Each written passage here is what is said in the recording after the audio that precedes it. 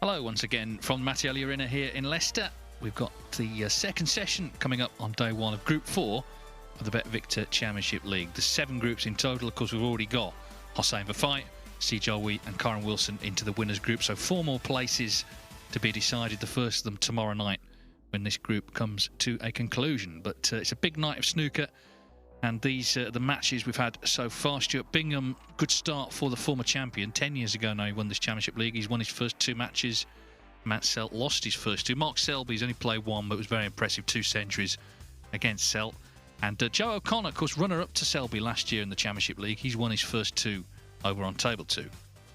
Long way to go yet, though. These are the matches we'll be watching tonight. Matt Selt could do with a good start, having lost those first 2. In fact, Jackson Page, his opponent, is in the same boat. So clearly, whoever loses that one is going to be in early trouble. Table 2, Jack Jones and Mark Selby. Of course, they played in the semis last night. Jack Jones got the win there. Stuart Bingham and Joe O'Connor in the early stages have 100% records, played 2-1-2. Jimmy Robertson and Mark Selby 1 each. Selby's only played that 1 match, though. The rest yet to get off the mark. But, of course, as we know, every frame played is going to affect that table. And it's all about getting into the top 4 tomorrow night to make it into the playoffs. Bottom 2 relegated, the 5th place player and the 3 playoff losers come back for Group 5 the day after the Masters, the 20th of January, and of course the winner goes into the winners group. So we've all had our steak and chips and we're ready for the second session of the day here, and Jackson Page looking to get stuck in here because he, like Matt Selt, has lost his first 2. Page lost to 3-1 to Jimmy Robertson and also 3-1 to Stuart Bingham. Matt Selt played some good stuff actually, but lost 3-1 to Bingham and 3-2 from 2-0 up to Mark Selby, who had 2 centuries and a 97 to turn it round. So all the good work that Matt didn't get any points, but has got 3 frames on the board. But important match here. As I say, whoever loses this one is struggling, having played 3 and lost 3.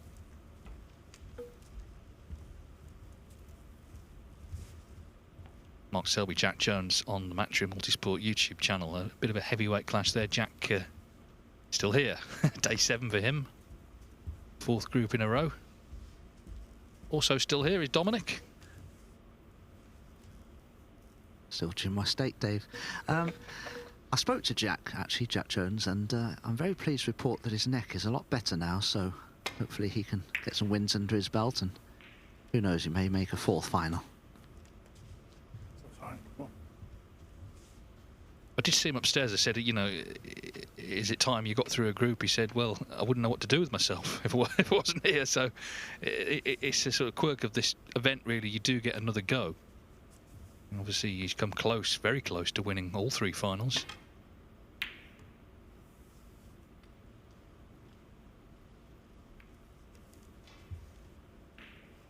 Yeah, absolutely. He was 2-0 up against Sidra here, who plays some terrific snooker to get back in the match and looked incredible in the decider. Of course, he had that golden chance in the deciding frame last night. Missed that red to the right centre, which cost him eventually.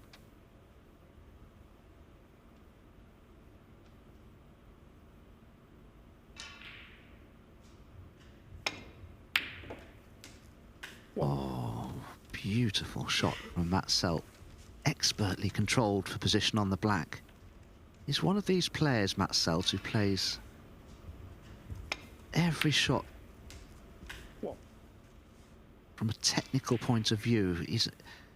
There's only a moderate degree of natural ability in Matt Selt, because everything, when he's thinking, when he's playing, is mainly thinking about the technical side of the game, the cue action, the rhythm, everything.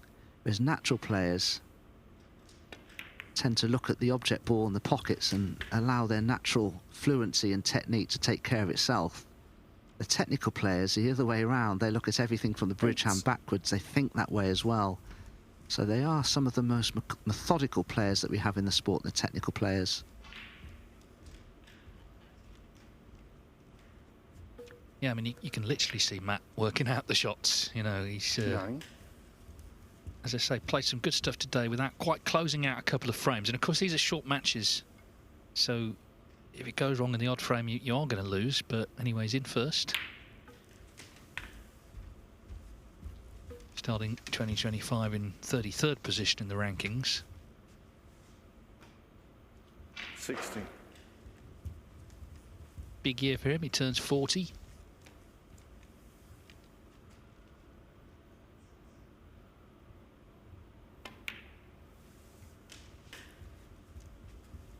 Yes, Matt Selt won the Indian Open back in 2019, but his highest ranking position was one of 20. That was back in 2016, so quite a while ago.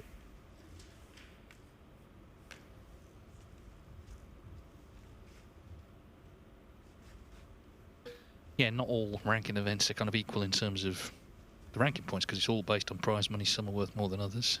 That wasn't one of the biggest, but it was a fine achievement. So he looks to get into these reds.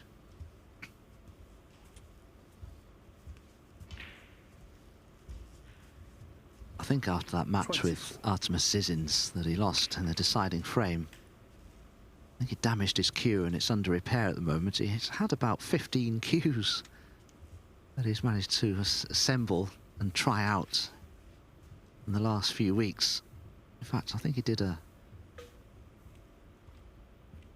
streaming sort of episode with part of Stephen Hendry's series, and I think he arrived there with about goodness knows how many cues to try out, and he was going through them all during filming. Well, I just didn't land on one, so 24. Back down to the bulk end with the cue ball. I saw you on that, Dominic. Very entertaining it was with Stephen. I couldn't pot a ball. I'd hardly played. Actually, we filmed it on a Tuesday. I had 1 day's practice in about 3 weeks, and I wanted to film it nearer the end of the week, but fortunately the film crew weren't available, so I had to suffer. But it was entertaining. I enjoyed it. It was lovely to spend some time with the player who's always been my icon, really.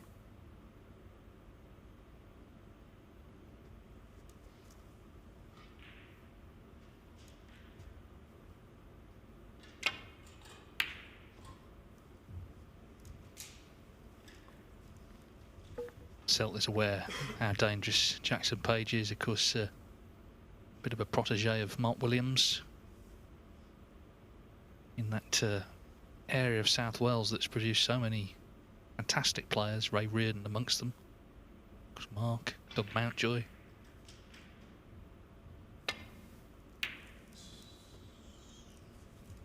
Caught that a little on the thick side.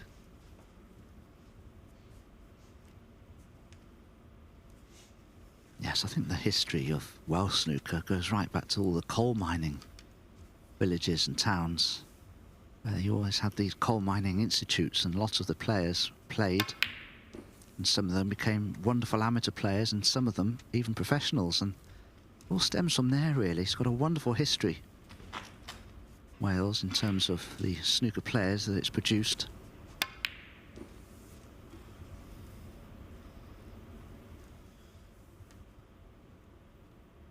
So he has left another chance, 24-0.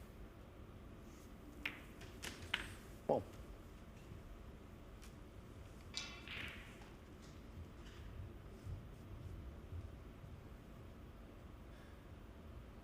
Another Welshman going well on table 2. Jack Jones already 53-0 up against Mark Selby in their first frame.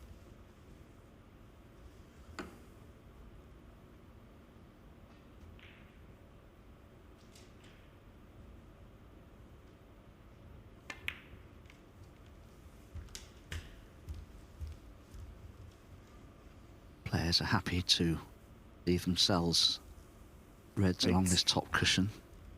The corner pockets are just a touch more generous than normal. 9. And in spite of the fact that the reds are in open play and you would think easy to get onto, if you have to play a cannon, it's incredible how many times it can go wrong.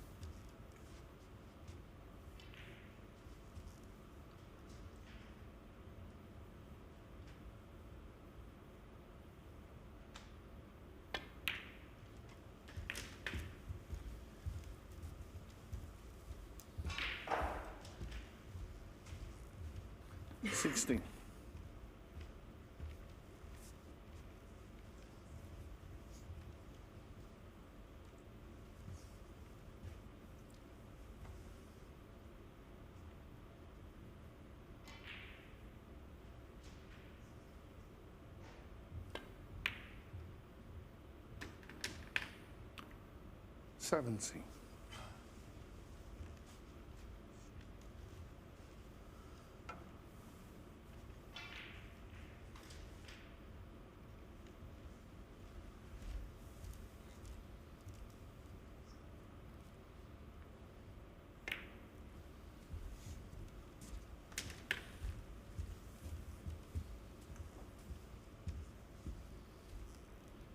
$24.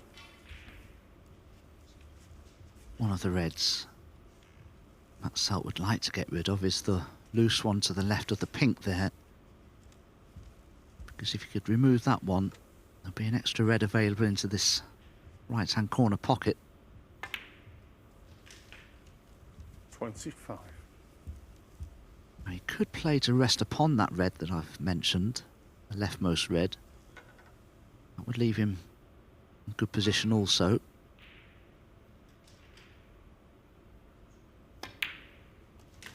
Oh well, clearly this red to the right of the pink will also pot. 32.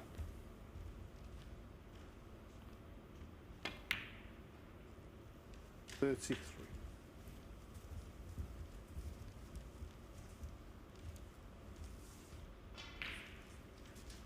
So, Matt Selt, not much more to do here to win the opening frame.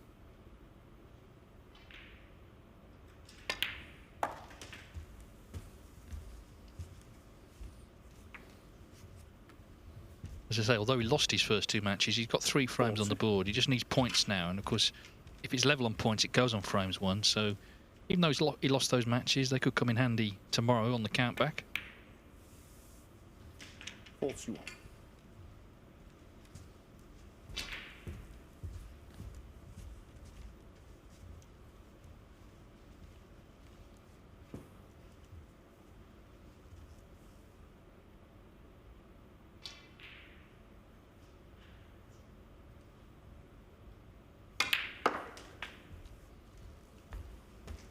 Yes, if you look at the players that we have in this Group 4 here of the BetVictor Championship League, 48. I think Stuart Bingham and Mark Selby will stand out. The other 5 great players, but they're very likely to beat one another. So it could be a very, very tightly contested group come tomorrow afternoon ahead of the playoffs.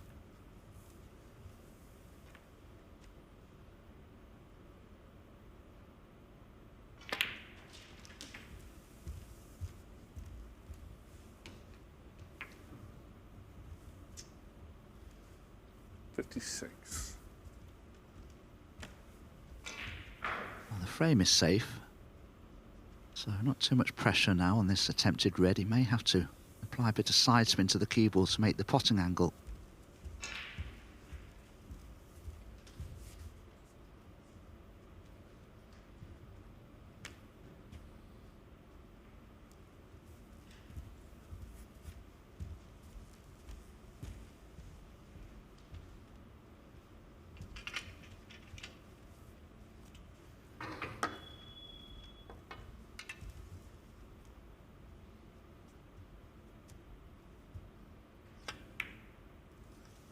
Cheers. Thanks. 57.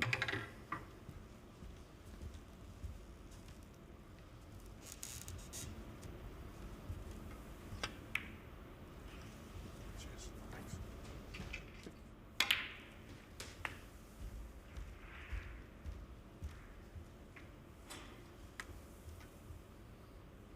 64. 65. It could end up all reds and blacks. Unfortunately, those 2 breaks. Broke down 24 initially.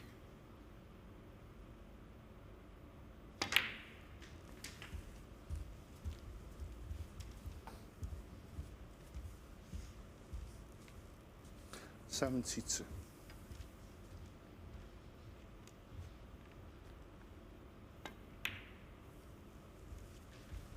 73. Ironic really, Dave, because in the Players' Lounge, myself, Matt Selt, Stuart Bingham and Ben Wollaston, we were talking about maximum breaks, and if any of us had made consecutive 147s in practice, etc.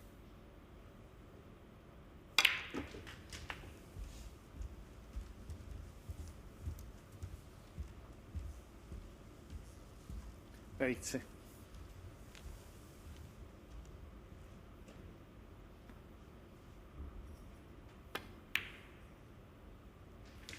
81. Of course, Matt Selt, previously in the Championship League, made 23 centuries. He was in group after group, tied the record of Karen Wilson in the same tournament.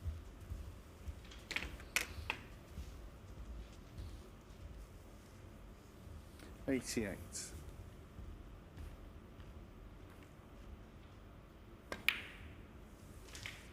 $89. Jackson Page very nearly fluked the red that he missed. It could have been a different story entirely, but to Selt's relief, he didn't. I think Matt Selt would expect chances in this match. Page is a very attacking player, and of course, if they're going in, then he's dangerous. But 96. he's leaving chances. It's up to Selt to punish, and that's what he's done here. 98. Needs this green to start the session with a century break.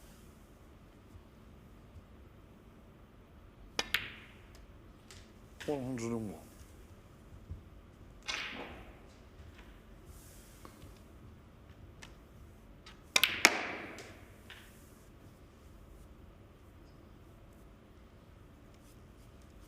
$105.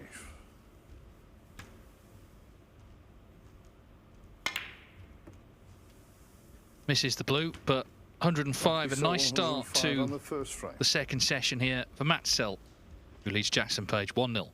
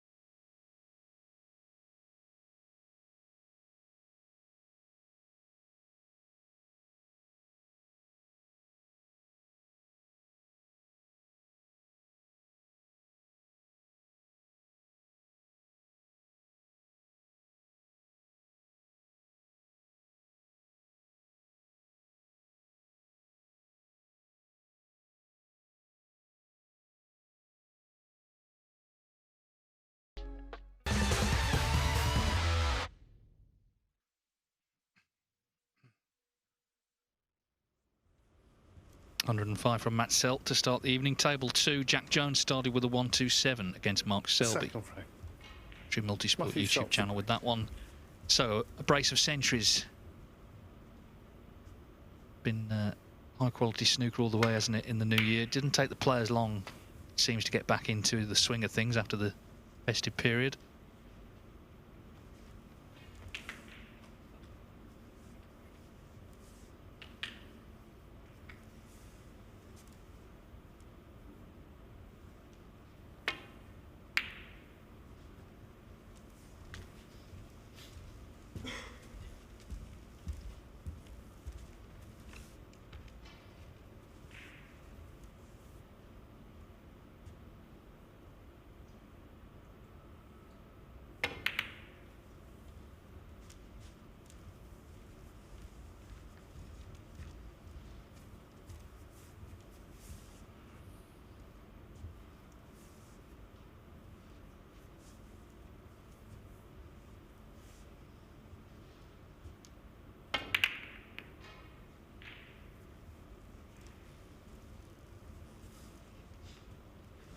The red near the yellow pocket, dictating that safety down this end.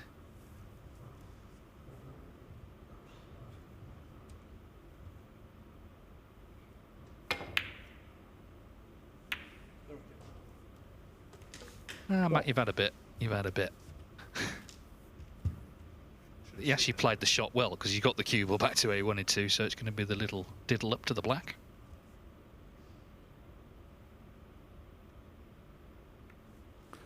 Matthew Selt 1. You never quite know how important these flutes can be. What? That Selt has managed to roll up to the black. Sometimes he can leave it short and commit a foul. So Jackson's got to work out here the best part of the table to leave the cue ball in to get it safe. Now, I wonder if he can rest upon the 4 reds directly above the black.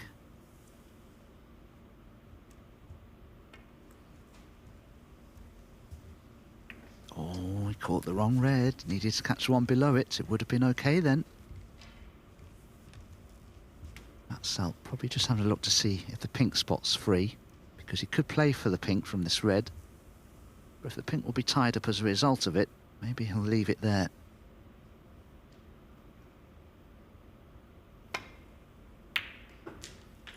One.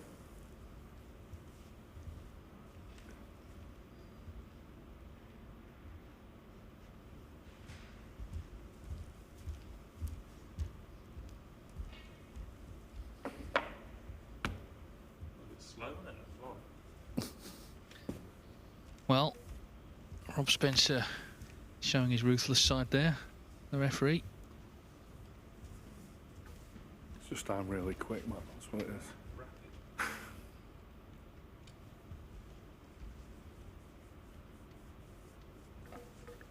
Actually, our referee, Rob Spencer, was a very accomplished amateur player back in the day. He's made century breaks.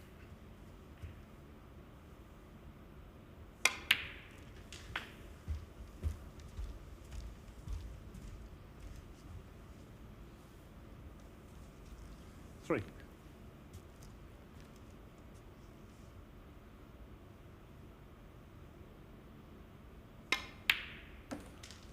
Four.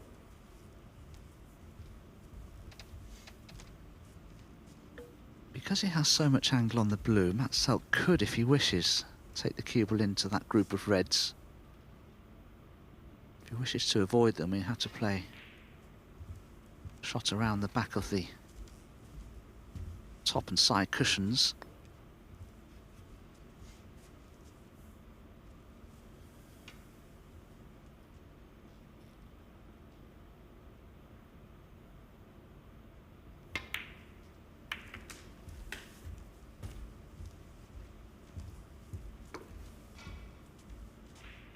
Nine.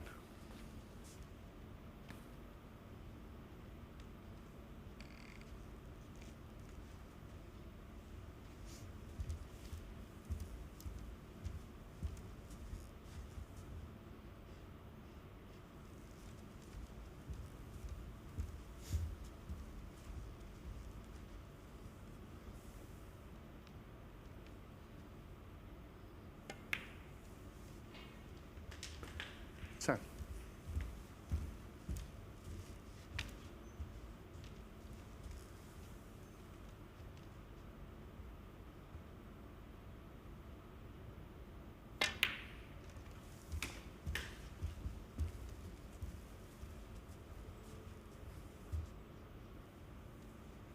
Seventy.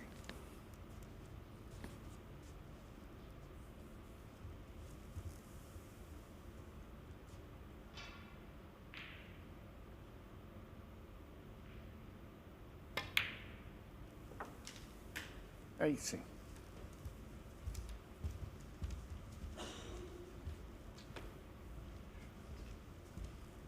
Well, I'm not entirely sure which colour Matt played for there. You shouldn't be thinking about running up the table for a bolt colour from the red that he's just played. Did he overrun for the blue?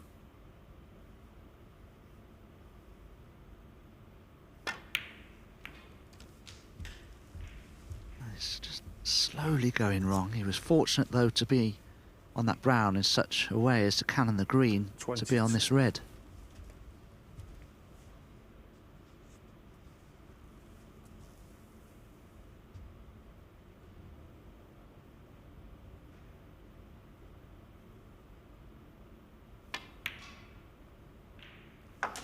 23.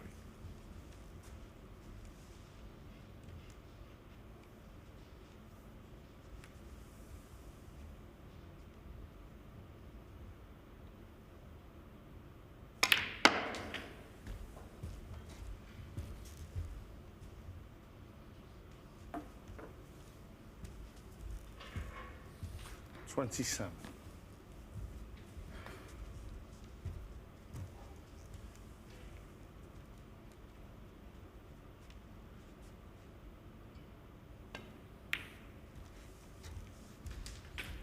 28.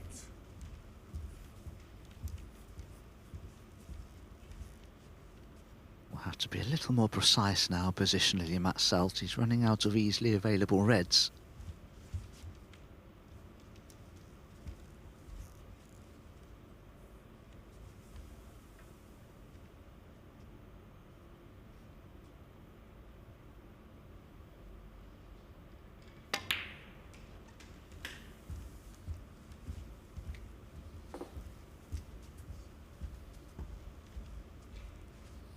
35.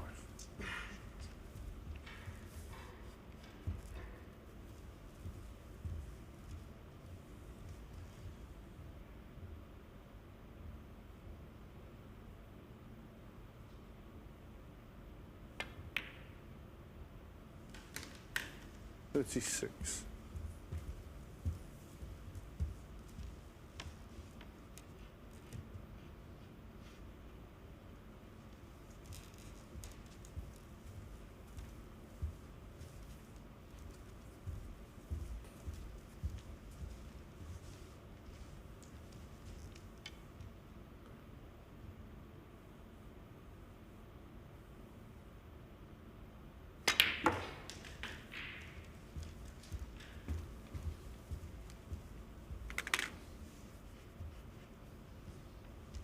'He's landed quite nicely on this red to the left centre. Just having a look to see if one of the reds just to the right of that little quartet will pot into the left corner.44.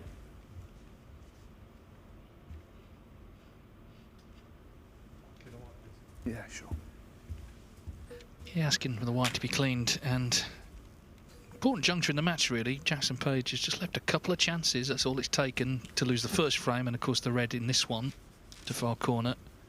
But Selt was 51-0 up in an earlier frame today against Stuart Bingham and lost it. So he wants to nail this here. He's got all the momentum, but has to put it away.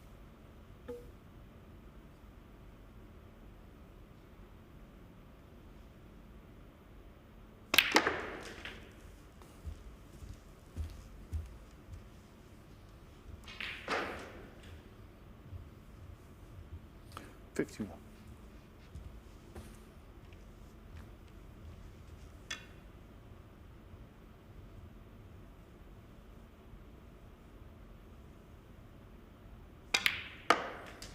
52.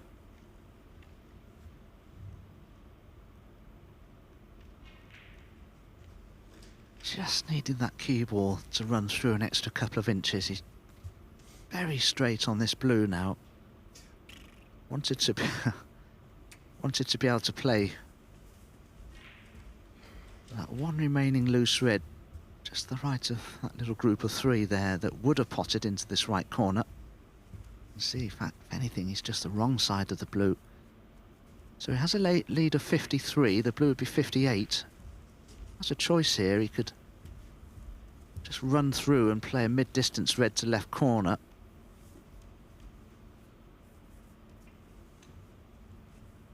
Problem is, if he does play for that loose red just below the pink spot, he'll be certain in potting it to develop those three tight reds that would be beneficial to Jackson Page.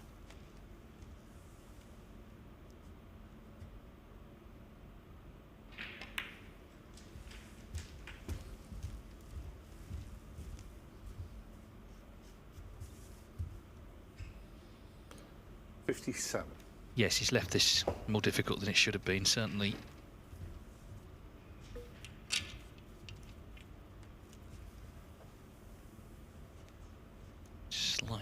Hampered by the yellow as well.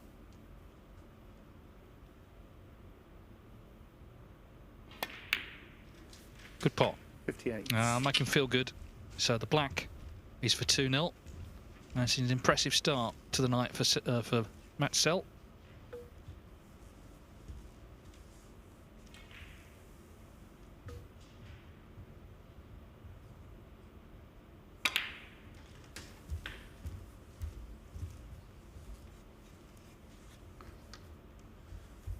$65.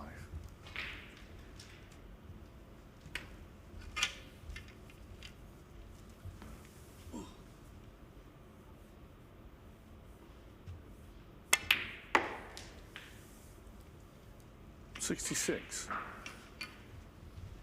Well, that's a chance for back-to-back centuries.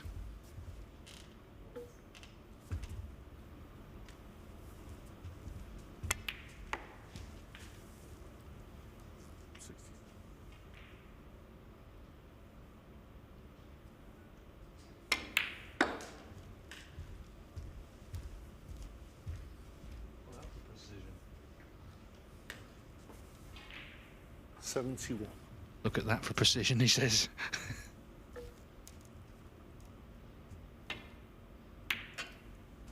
Yeah, well, he's annoyed. He wanted the ton, but yeah, on the frame. It's a good break nonetheless.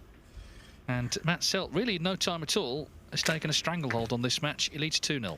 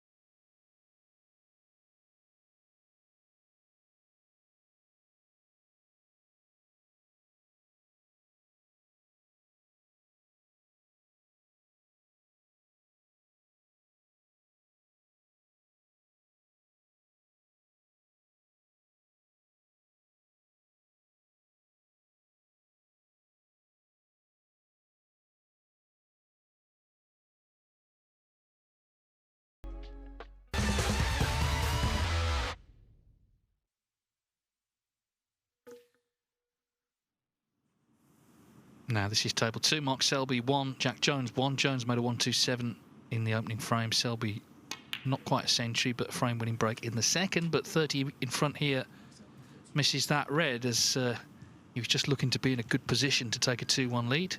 Of course, Jack Jones beat him last night in the semi-finals of Group 3, which was something of an upset as Selby had won all 6 of his matches played in the group phase to top the table. But of course, there's always that different feel when it goes to straight knockout.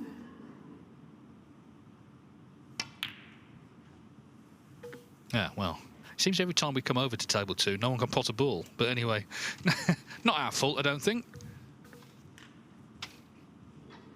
I was just thinking the very same thing, Dave. So we'll leave them to it and go back to table 1, where Matt Selt leads Jackson Page 2-1. And as I say, Selt did lead Selby 2-0 and lost 3-2. And already here, it's not a good break-off shot. He's hoping he's covered the red with the green.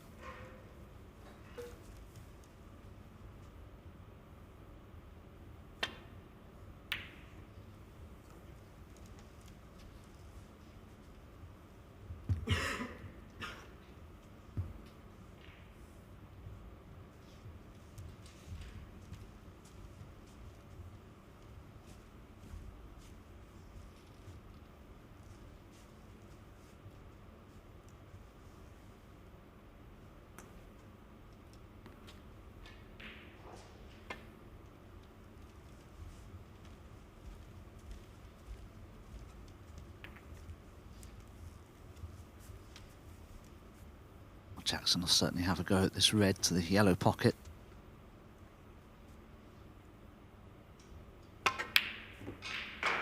That's a long way off for him.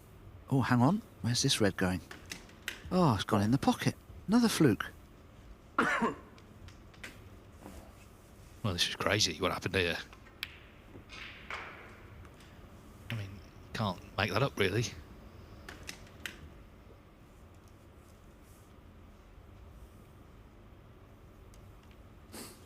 Well, if he took the blue on and knocked it in, Matt Selt would be furious.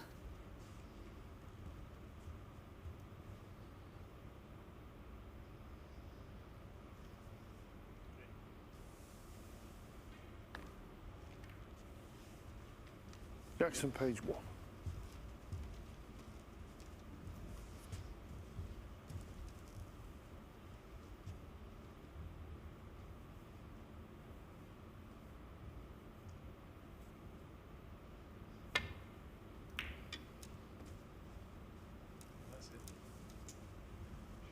That's in, he says. Not quite.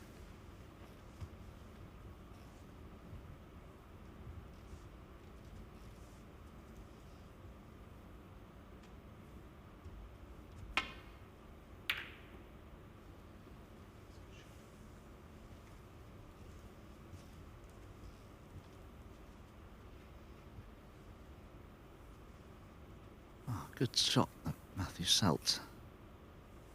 That's to Jackson Page there. I'm not so sure it is. I'll be having a go at this red to the left corner, most certainly.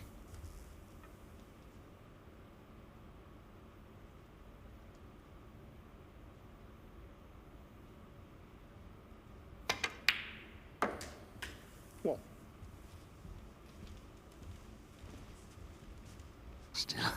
Still a great pot though, wasn't it? And decided to take the cue ball, as you'll see here, around the other side of the black, so as not to leave that loose red to the right of the pink on for Jackson Page potentially.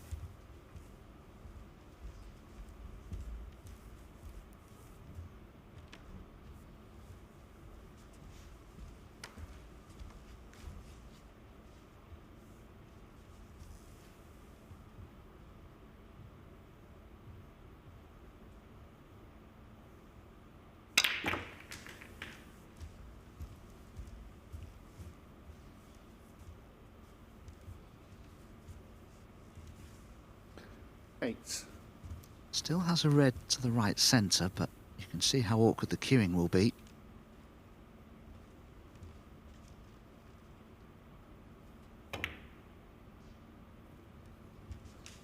Nine. Yeah, so nicely done. And there's a few reds in play here, black available, so definite early scoring chance to put a big dent into this frame, if not win it.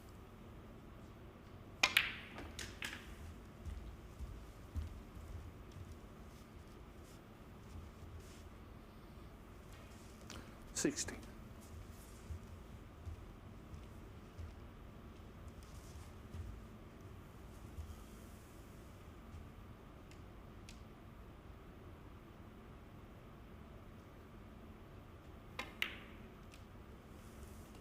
17. Whenever you watch Matt Selt play, you can just see how much care is lavished upon the execution of every shot that he plays.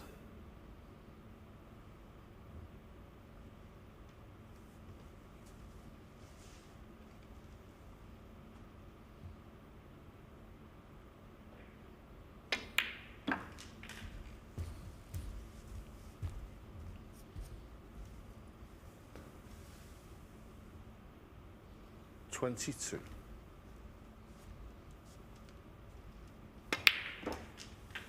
23.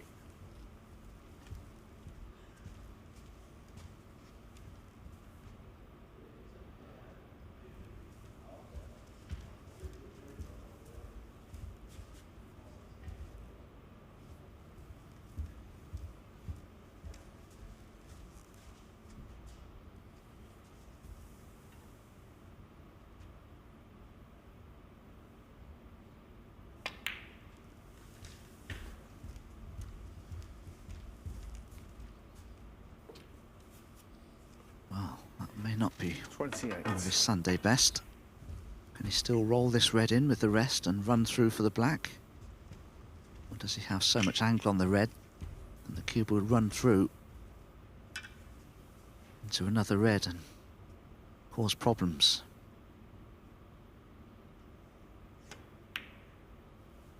Oh, it's just okay. 29. Why, he's running out of loose reds now, Matt Selt. Can still run through for the red to the right into the left centre, or he can screw into the reds from here.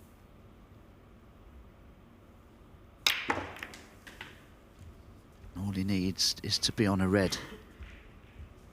And I think he is. 36.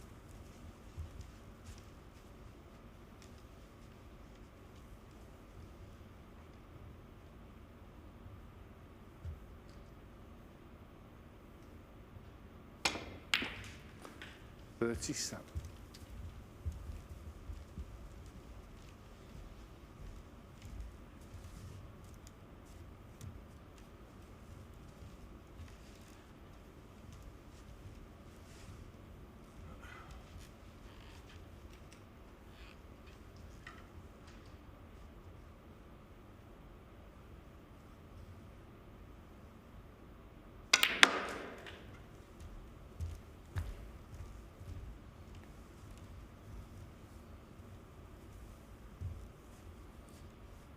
$42.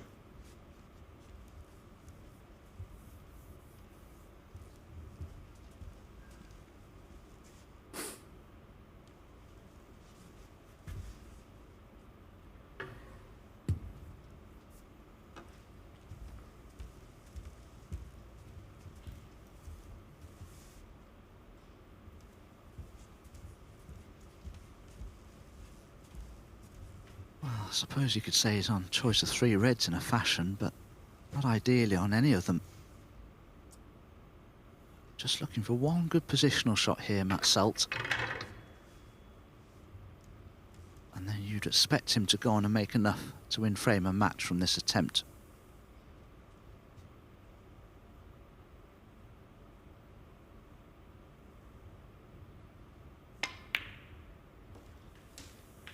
$43. Well, he asked and the cue ball obeyed. It did slow down enough. But yeah, he's looking to get back into prime position here. Just land nicely on the next red.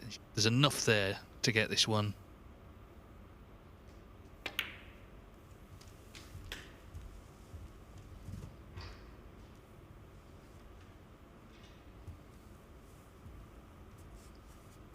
47. Well, almost landed in the same spot. But he's okay this time. He can play for the pink, either to the right centre, or he could screw across the face of the pink to play it into the same pocket as the red. 46 points the lead, so just a couple more reds and colours, all that Matt Selt requires.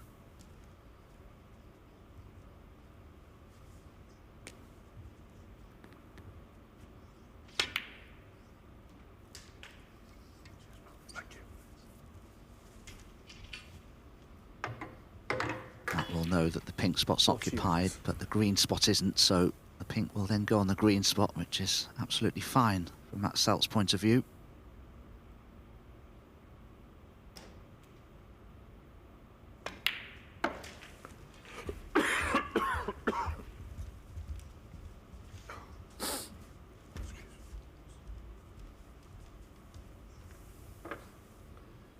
$54.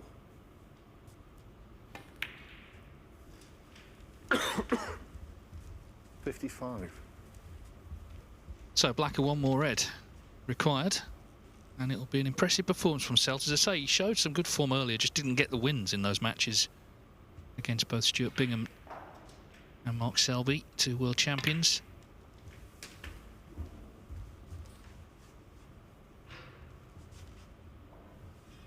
$62. Well, must be quite tight for this red. It is match ball.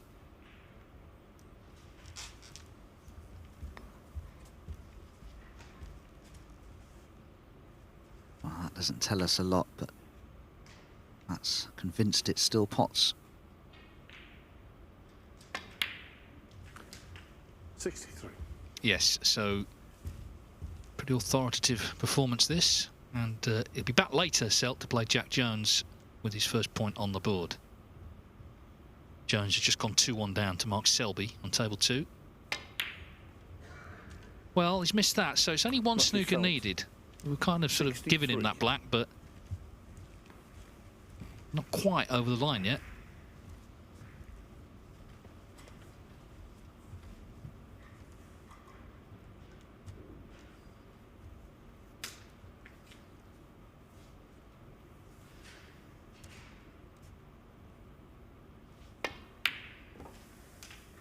One.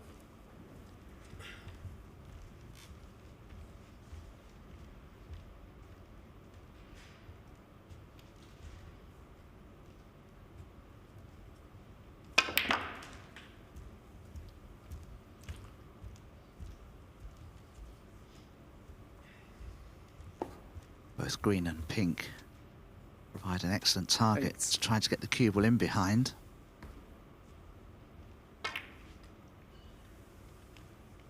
Jackson page 8.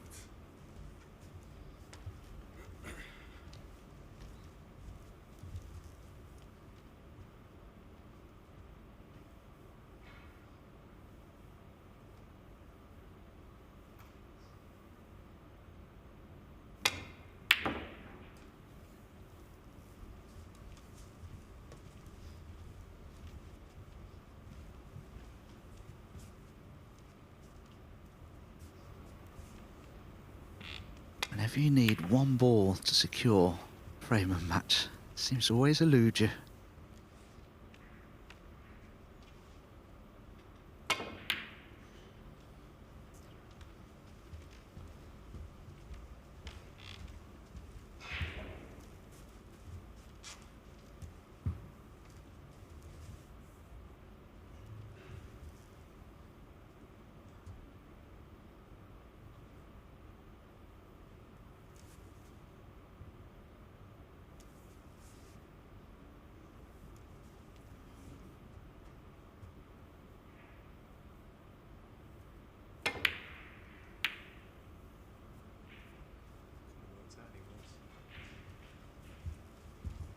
He's put a red over the pocket, which is a good thing, because the shot I'd have been playing from the previous one would be to roll the red in over the green pocket, force Jackson Page to pot the red, which he's had to do there in any case.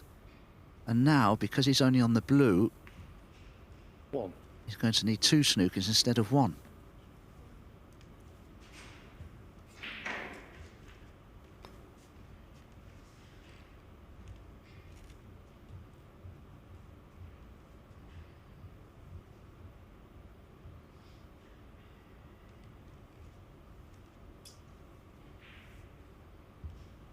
He's considering the pink. He could pot the pink, he could tie with one snooker.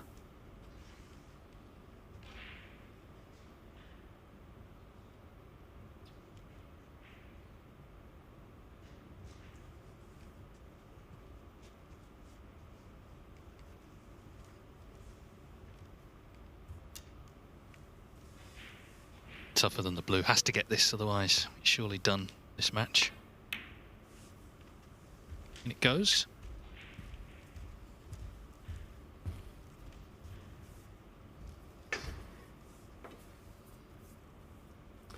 Seven. Jackson's not too shabby in the tactical department, but he wouldn't be as good as the all-round players would be. It's not his style of play, you see. Jackson pays 7.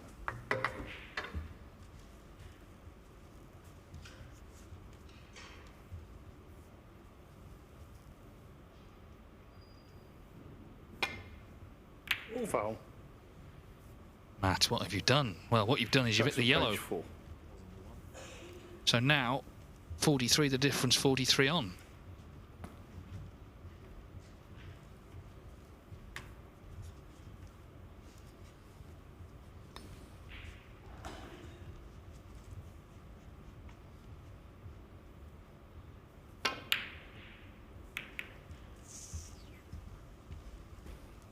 Well, you see, this is what's called new cue syndrome. He's played this with right-hand side. That's the golf shot, sorry.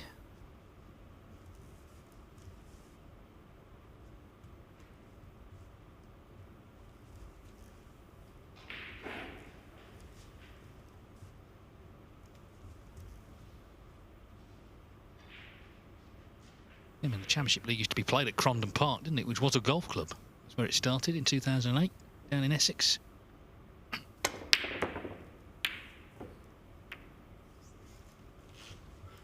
Well, Red tried to go in 3 different pockets. Don't really want to be sort of whacking the balls around. Things can happen. Oh, Dave, you'd be glad he did there. He's put the black safe. Yeah, very fortunate. On another day, might have gone in a pocket. Anyway, he's just trying to sort of crawl over the line.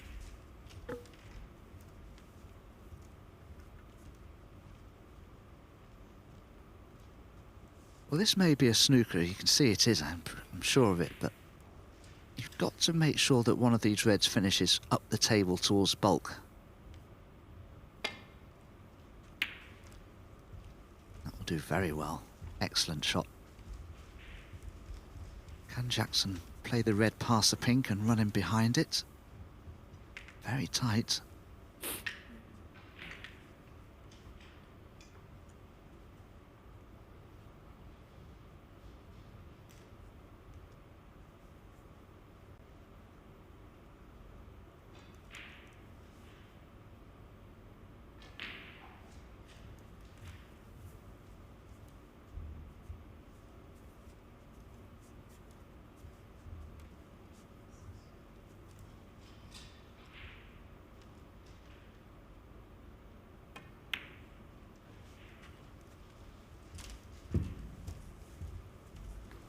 Well, not good. Now can Selt knock this next red in and effectively end this contest? Played well, but, you know, he's just let things slip a little towards the end.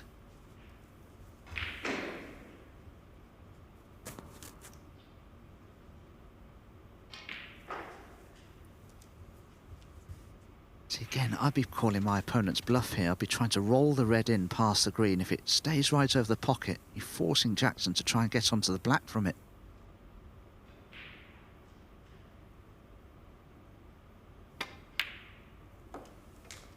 What? Well, it's in, so 3 snookers needed now. Without a colour, that is. Pink ball.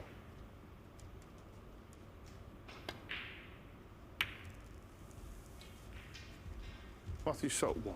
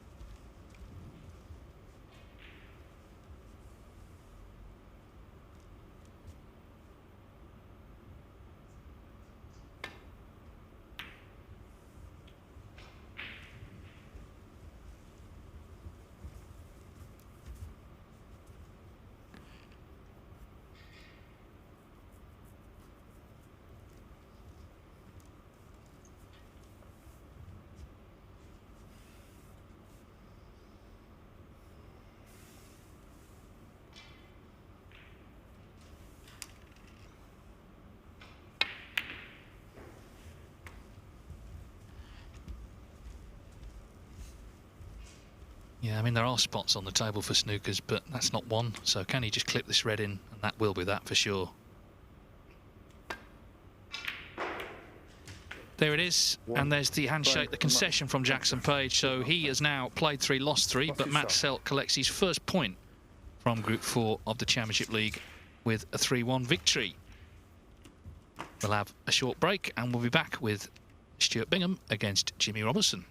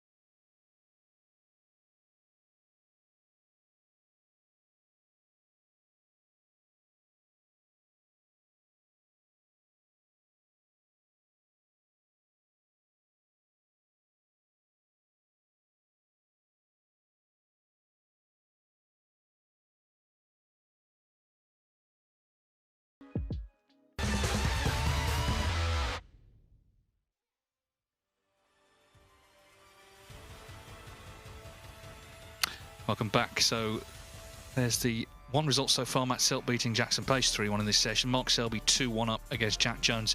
Still relatively early in the next frame. Selby stays on there to play Joe O'Connor, who he beat in the Championship League final, of course, last year. And then O'Connor plays Jackson Page last on. Page needs a win out of that one, because there you can see he's bottom of the table. Played 3, lost 3. Stuart Bingham, Joe O'Connor and Mark Selby all on 2 points. Of course, Bingham and O'Connor both only played 2 matches. Matt Selt gets his first point there. Jimmy Robertson also 1 point. Jack Jones yet to get off the mark. But a lot can happen, will happen, as the day continues here. Stuart Bingham and Jimmy Robertson. Now, the interesting thing about this match, this is the 3rd time they've played this season. The first one at the UK Championship, Bingham won 6-0.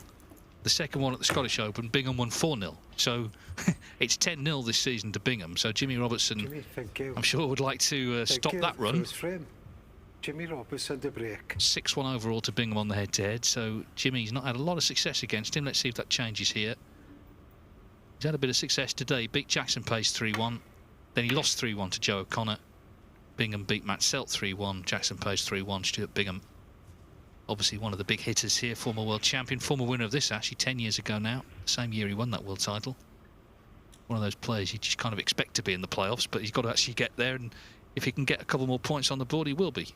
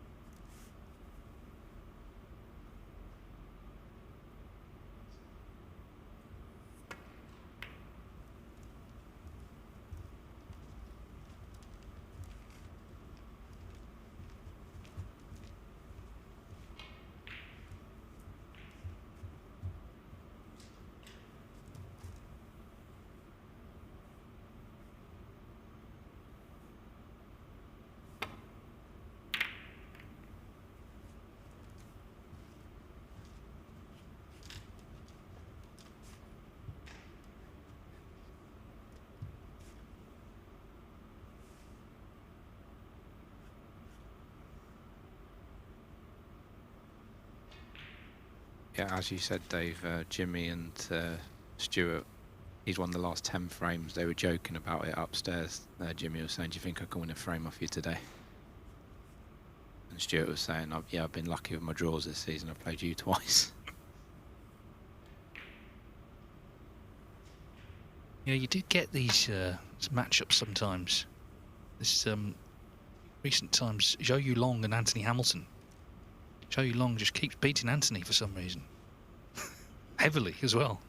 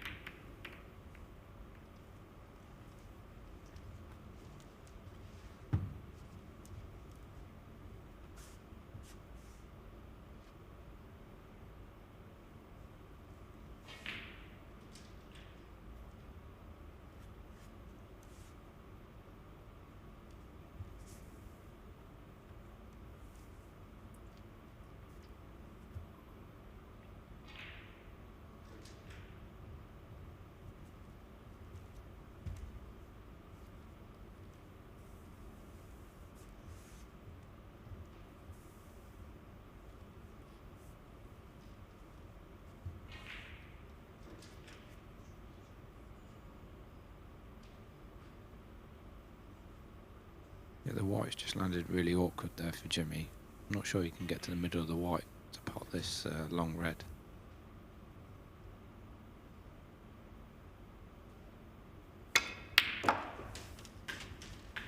Oh, He's cueing straight. 4. Stuart Bingham.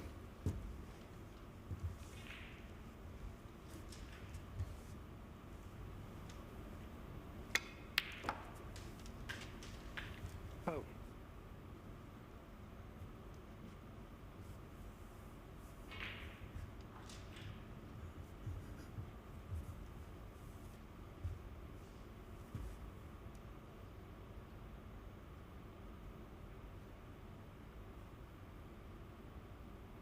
Well, one world champion ponders his next move here. Another looks like he's over the line. Mark Selby at snooker's required against Jack Jones. So looking like 3-1 to Selby. Here we go. 38 in front. He's just potted the penultimate red. So pink to lead by 44. Slams it in. And, well, Jones may well play on for snookers, but good luck with that. Against Selby, it'd be a great result, wouldn't it, to turn it round against him from there.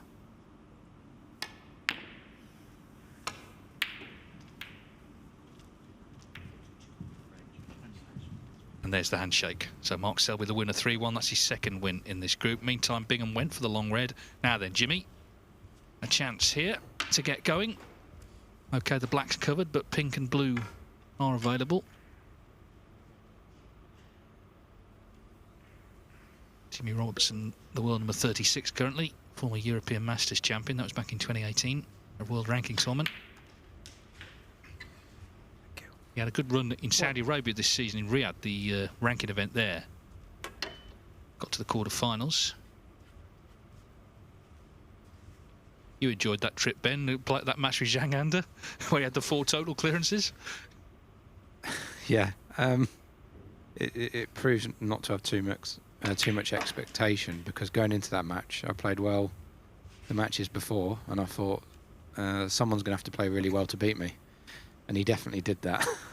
6. Incredible. But yeah, it was a big money tournament, so Jimmy getting to the quarterfinals, you know, was a big early season boost. Ooh, but that wasn't.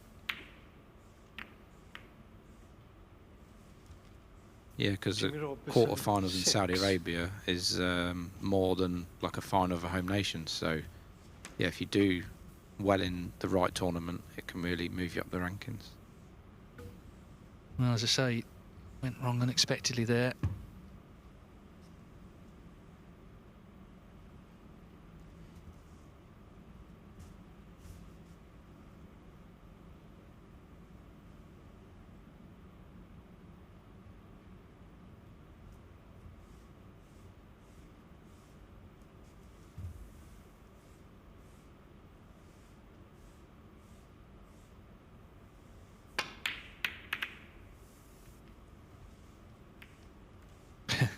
Well, I don't know whether it will go back on its spot, actually, with the black's free now. But it's an immediate reprieve for Robertson, anyway.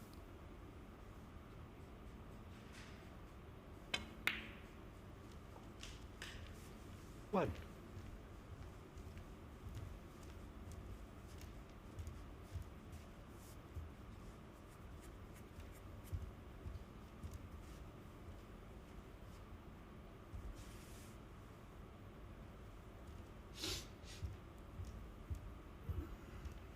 Next match on table 2 is Selby against Joe O'Connor, a repeat of last year's final. And indeed, of course, they played at the World Championship first round at the Crucible, where O'Connor, on his debut, caused a massive upset. 6.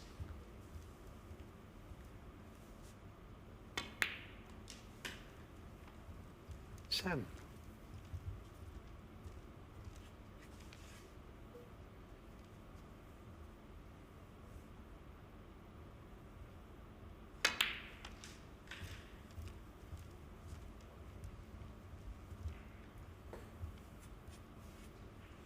Twelve.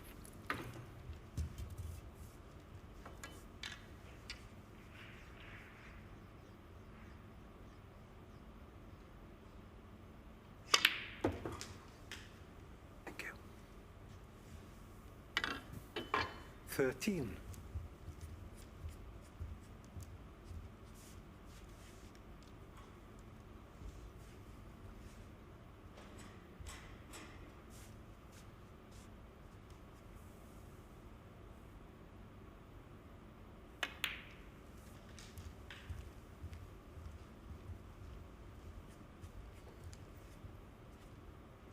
$18.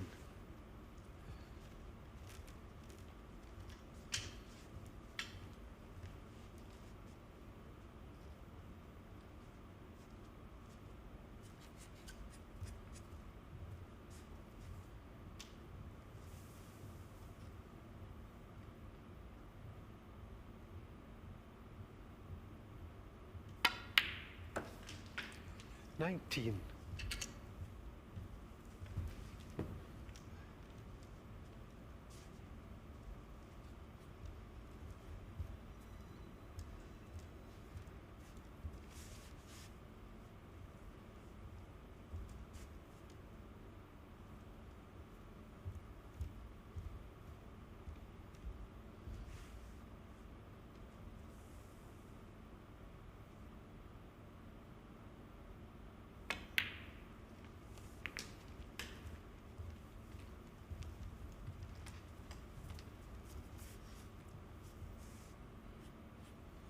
$26.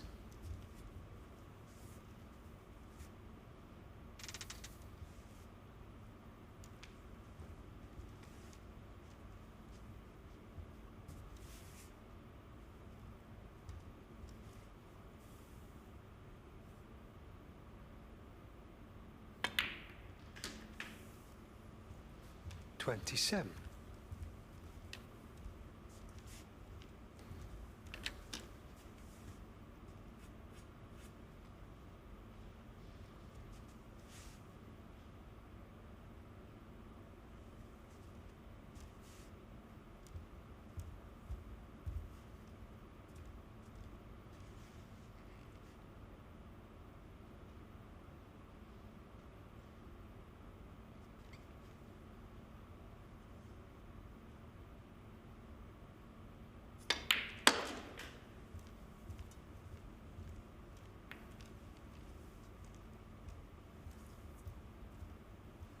$32.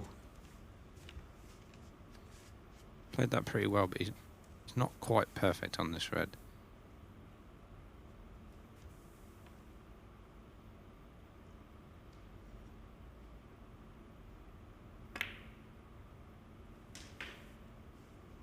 $33. I mean, they always say, play the balls, not the man. But if you do have a bad record against a player going into the match, is that on your mind? I mean, is it something you think about? I think so. Well, it depends how many times you've lost. If it's just a couple of times, 38. but if we start getting like 5 to 10 times, then I think it will start to get in your mind that you've never beat him. Because most professionals now can beat each other, but if you've lost that many to someone, I think it was, did Ronnie win like 17 against Ali Carter until Ali Carter beat him in the World Championship? It was a lot, yeah. And actually, 39. like Terry Griffiths, whose salary just lost, he never beat Stephen Hendry. That was something like 17-0. A lot of people came out the wrong side against Hendry, but then Hendry never beat Mark Johnston-Allen, who was a sort of mid-ranked player. He beat him all 3 times he played him. So you can get these strange one-sided matchups, I should say. Anyway, Jimmy's still going.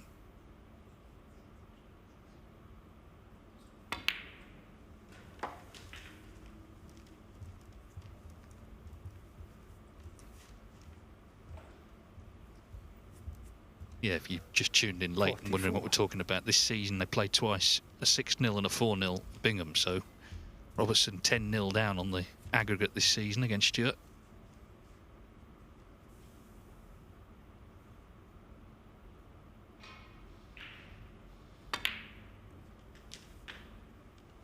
$45.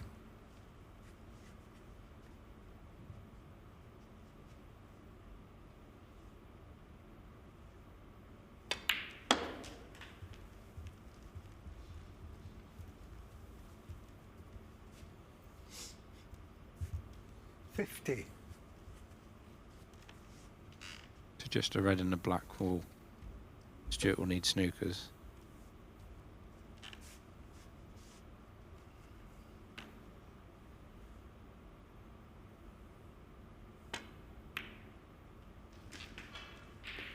$51.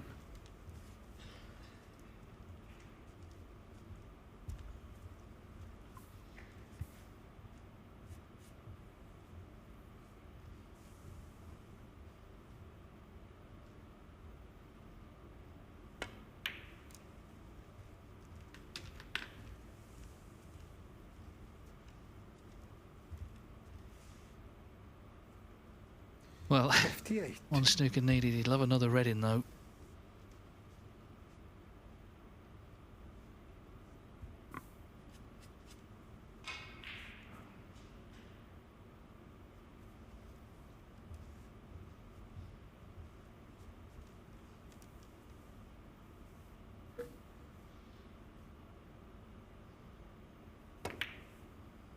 Well, he caught the other red, so Jimmy Robertson. it's a good break. 58. 58, but still not quite done yet this frame.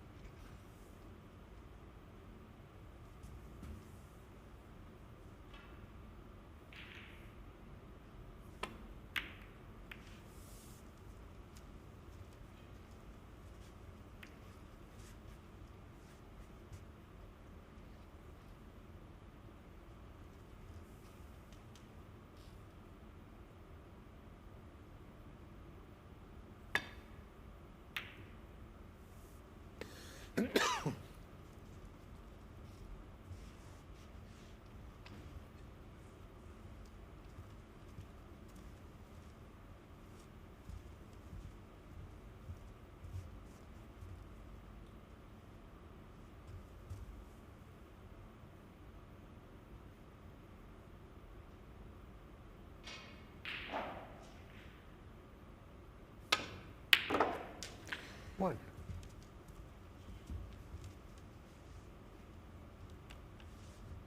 Good pot by Stuart.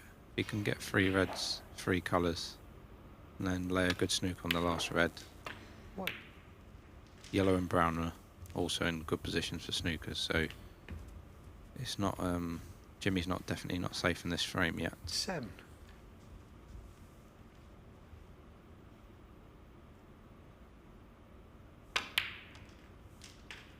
8.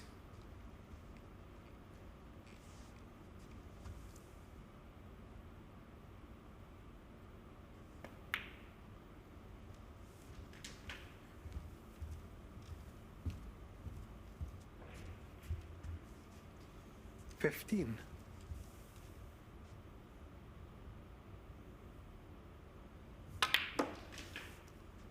16.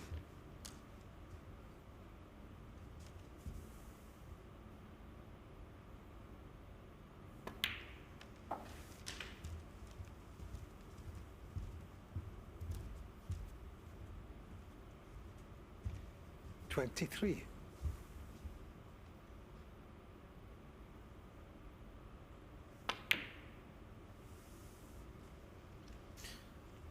'That's definitely trouble. Stuart Bingham, 23. Got the white perfectly behind the black there. Jimmy's thinking, lost 10 frames in a row, and I don't want to be losing a frame. Stuart needing a snooker. No, because then you start to think I'm probably cursed against him. But it's a good one, this. And even if Jimmy does manage to hit this, he's probably only going to be rolling up to it, so he'll likely be in trouble again behind the yellow and brown. But this is a really difficult snooker to hit.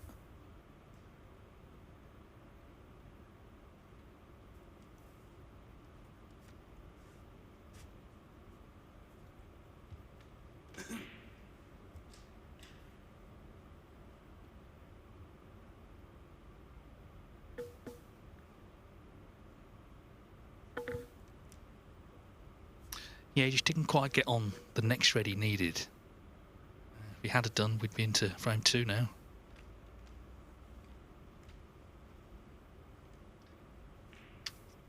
He's going to be trying off 4 cushions if he's going this way.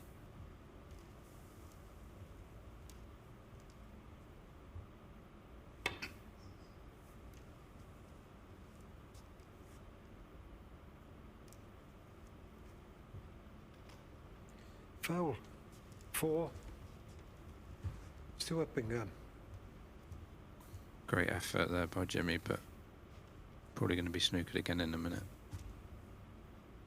33 in it, 35 on.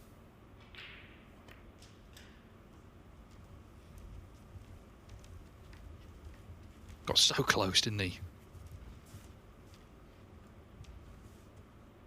And the black's blocking the path, the easy escape really to hit the reds. So again, this snooker's difficult as well for Jimmy.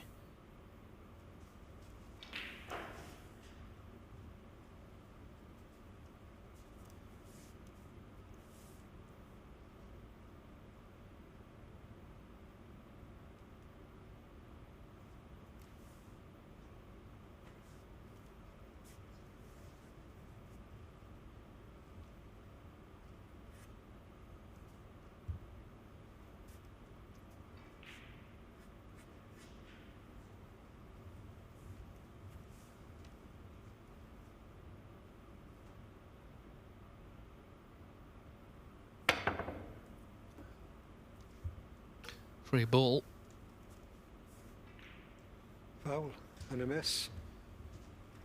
Stuart Bingham for free ball.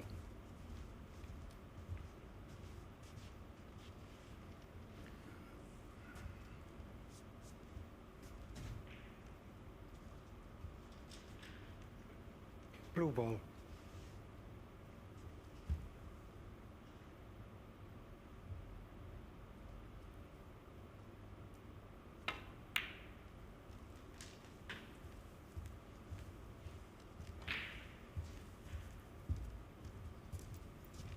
I think you'd be concerned now if you're Jimmy Robertson.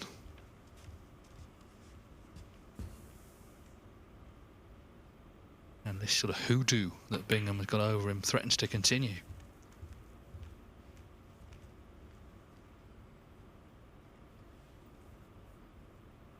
Six. Yeah, he was just a couple of millimetres, Jimmy, from being easy on that red. He thought he could get to it, but he hit the other red, and ever since then, he's been in trouble.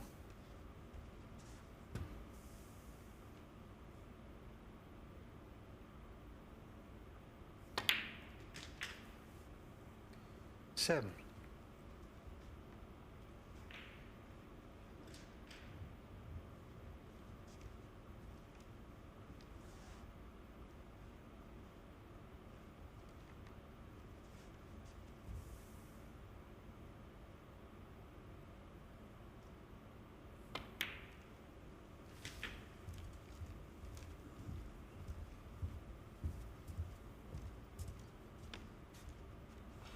Eleven.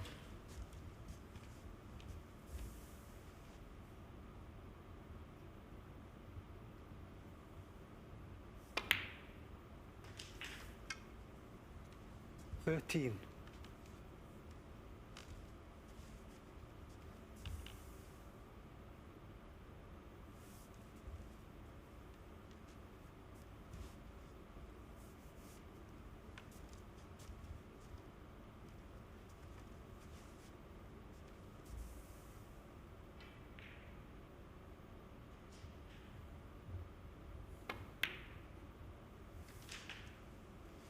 16. Every ball like a dagger for that man.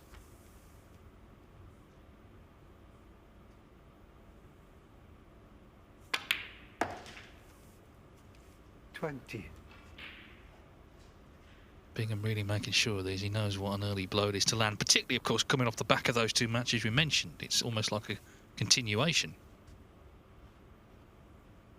Yeah, when you get the snookers, or one snooker or two snookers, and then the clearance, you do try even harder, and sometimes feel more 25. nervous clearing up, just because you know what damage it can do to your opponent.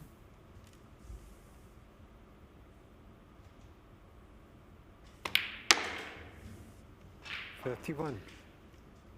So he needed a snooker. He got a really good one, and then from the second one he got, a free ball was left, and Stuart Bingham 38 and frame. makes the Stuart clearance, Bingham. and Jimmy Robertson's misery against him continues. Bingham leads 1-0.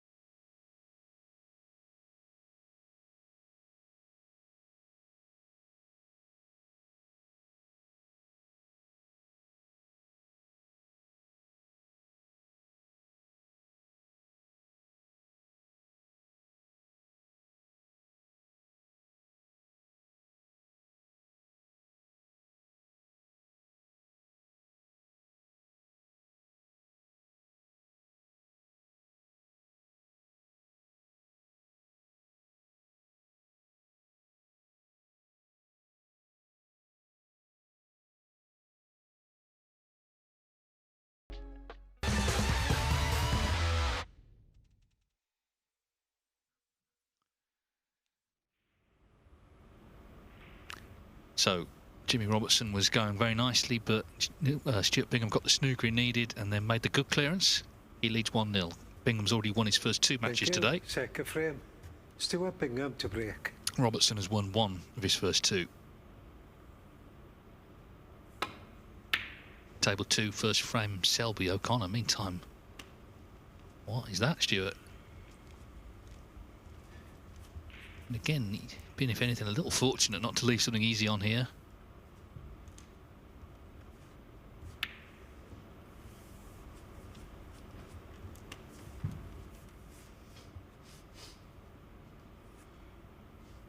Because he has left a red for Jimmy into the yellow pocket, but there's so much danger with it because of the red next to the blue.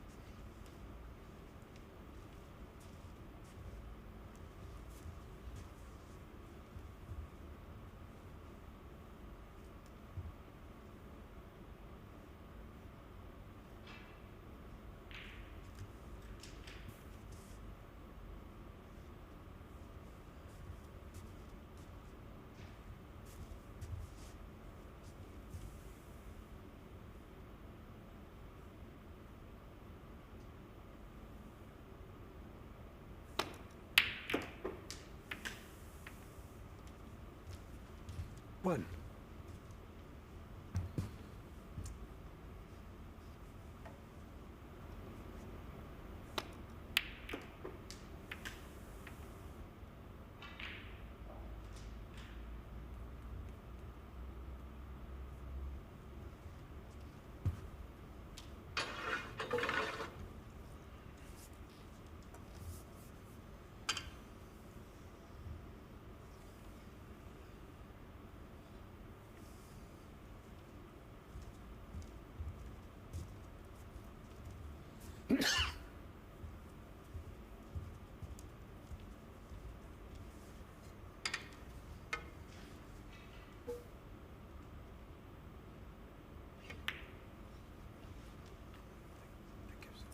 So we're Bingham 1.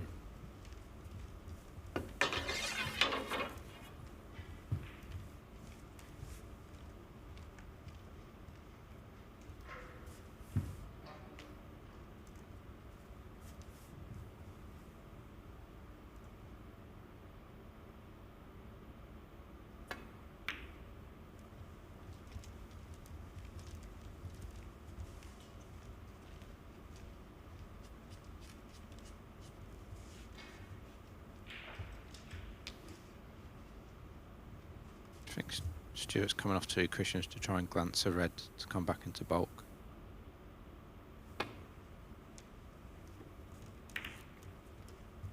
Perfectly played.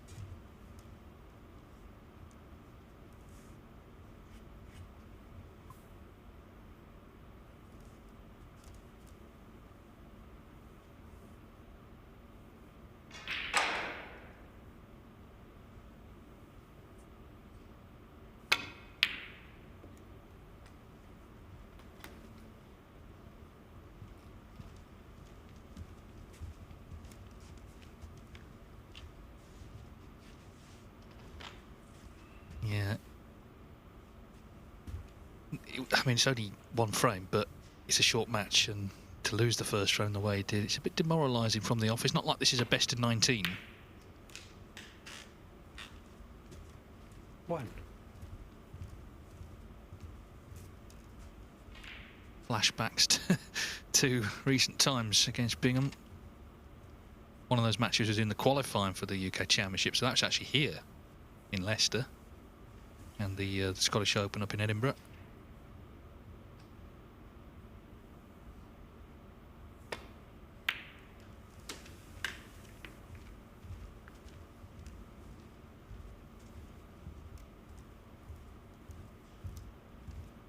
Eight.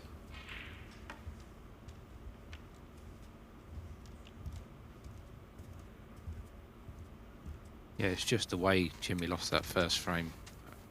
Professionals don't really expect to lose hardly any frames with their opponent needing the snooker, so sometimes you feel a bit embarrassed that you've lost a frame like that, but it happens. It's just how you recover.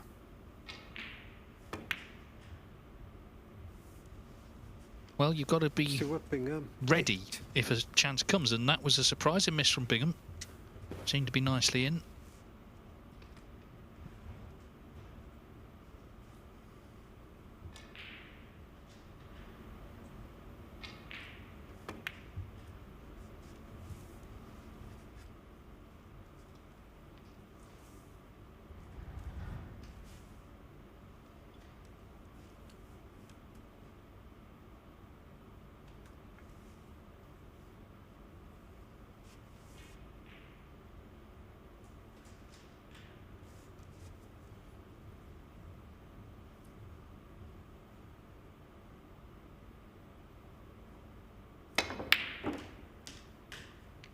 terrific pot. 1. But this brown, if he takes it on, is a bigger shot, playing back down for reds.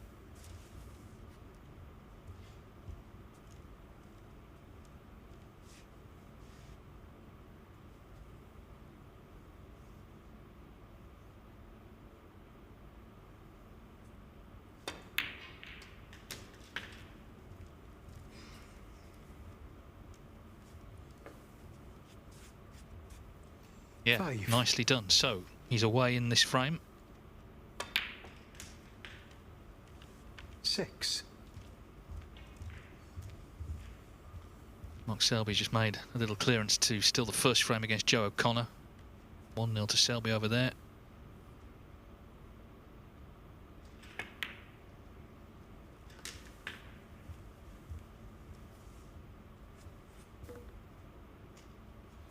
$13.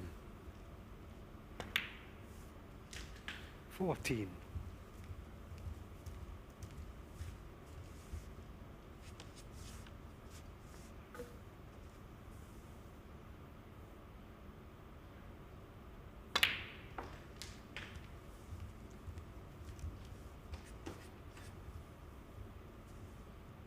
21.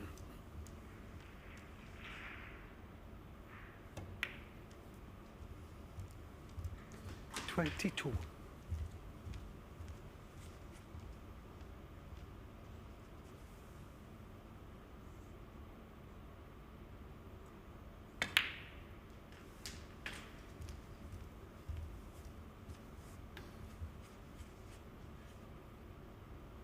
29.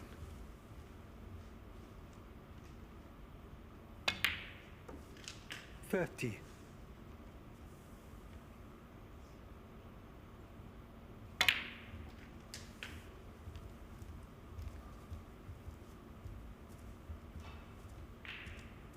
Looking good so 37. far in this break, Jimmy.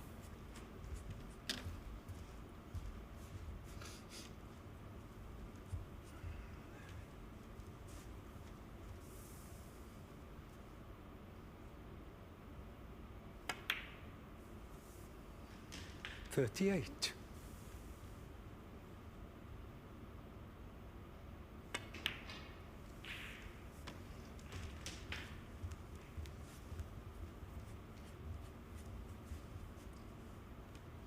45. 46. After this black, if he takes 2 reds with 2 blacks, he won't need one of the other 4 reds, but with what happened in the first frame, he will want another red, 53. so ideally he still wants 3 more 54. reds. Yeah. Don't want to run the risk of lightning striking twice.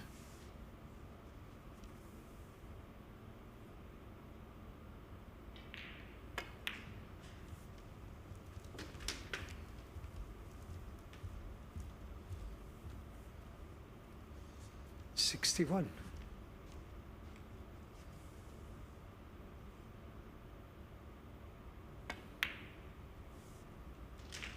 62.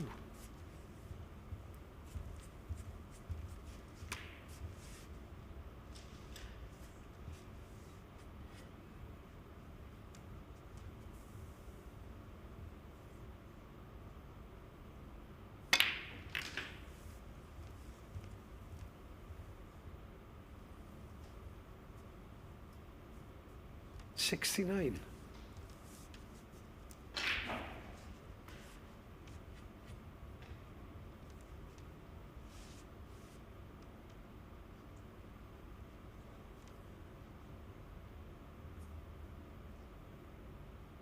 'Would really love this in. We're in the same scenario as the last frame here.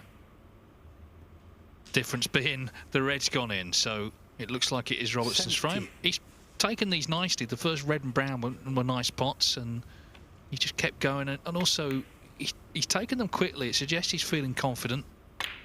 And finally, that long run this season of 11 losing frames against Stuart Bingham, well, it's surely come to an end. If Bingham wins this frame now, then, well, Jimmy might as well just go home, frankly. Yeah, great response from Jimmy this break with what happened in that first frame. Surely, well, that's definitely it now. 78.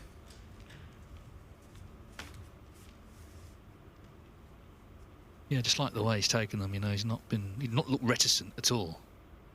Not been prevaricating unnecessarily.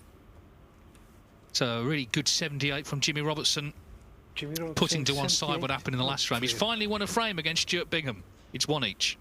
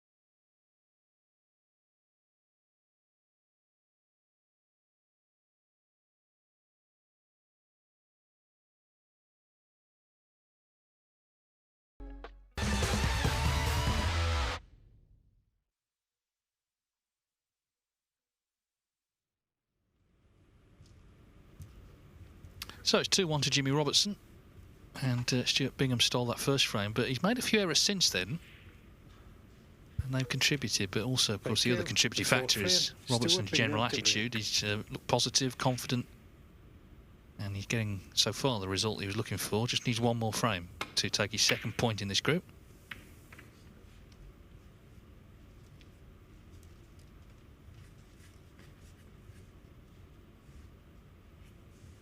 Still 1-0 Mark Selby against Joe O'Connor. It's a rather attritional frame next door. One of the Reds is wedged up by the black, so sort of fancy Selby for it, but we'll see. He's a few in front.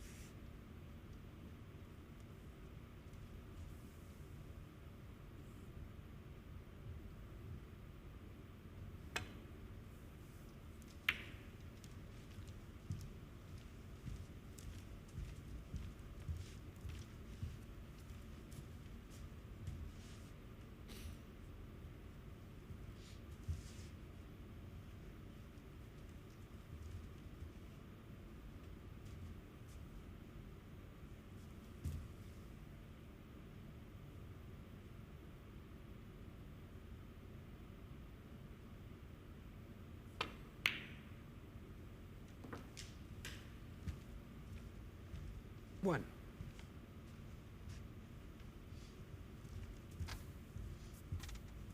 Nice red in the middle there from Stuart. Needs to get this match back on track.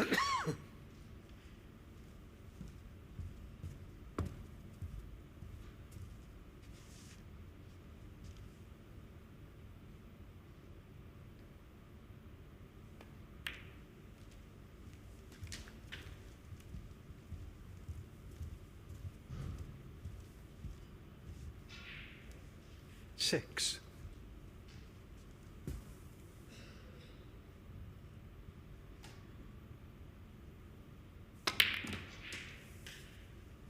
Seven.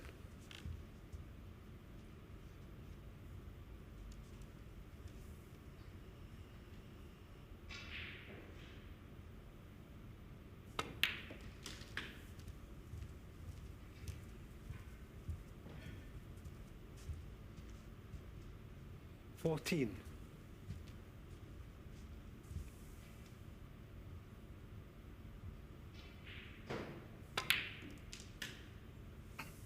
15. Well, scoring is certainly Stuart Bingham's game. He's had 9 maximums in tournament play. He's on 599 career centuries, so had one earlier. So that little landmark could come here at any moment.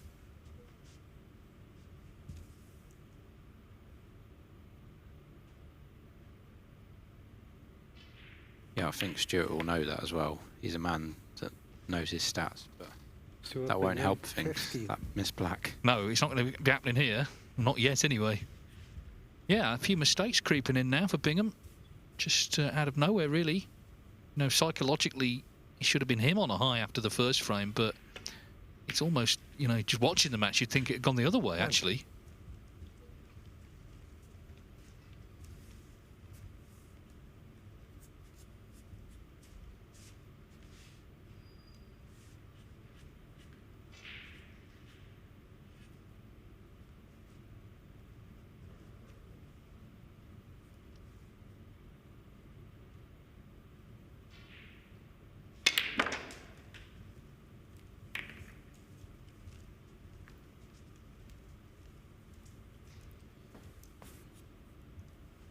Six.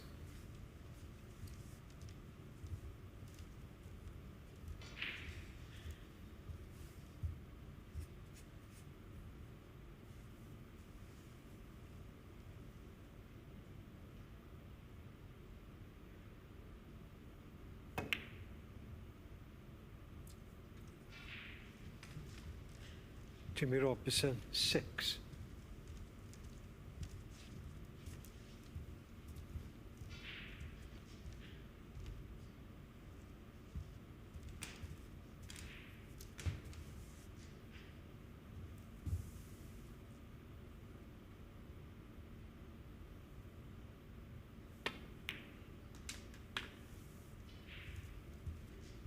Stuart back in again One. here.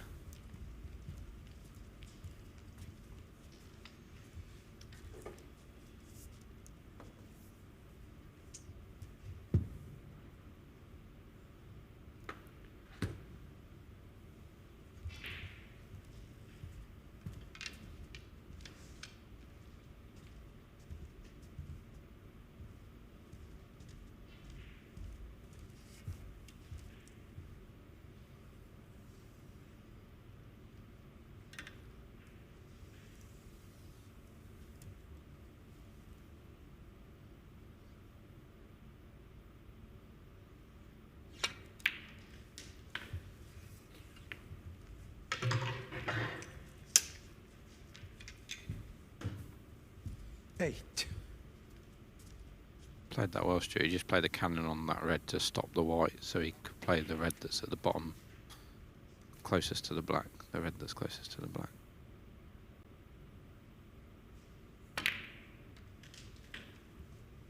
Nine.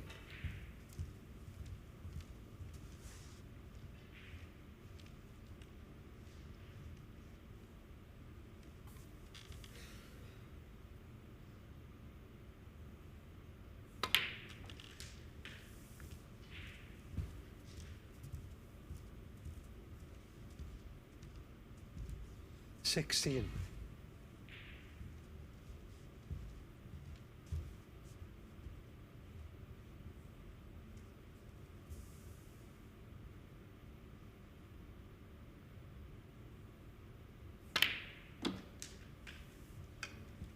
Seventeen. So looking to focus now, because there's been a few little errors creeping in out of nowhere. Played well in the first session, 2-3-1 wins. Thing with the Championship League, there's a bit of hanging around, you know, and if you're not careful, you're not quite right when you go out to play. Stuart's so experienced, though, you wouldn't think that would be an issue with him. 24. If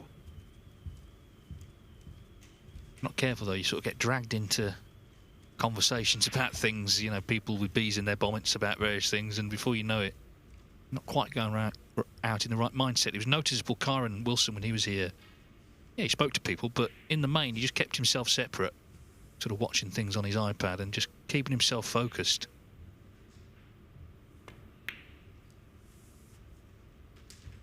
$25.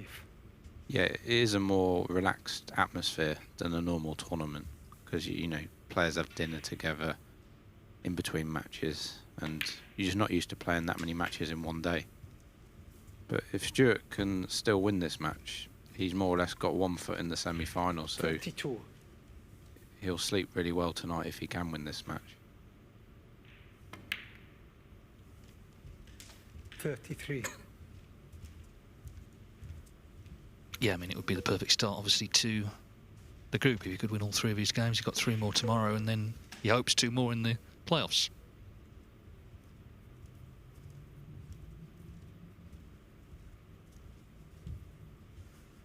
Second frame continues next door. They're still on the last red. So they'll be 20 in front.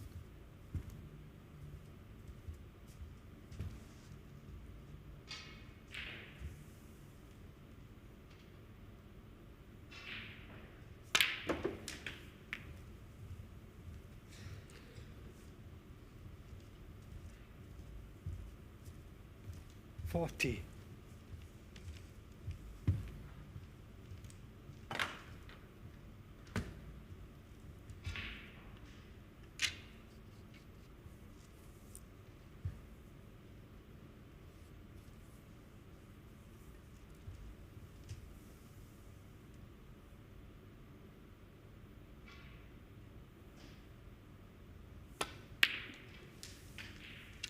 41.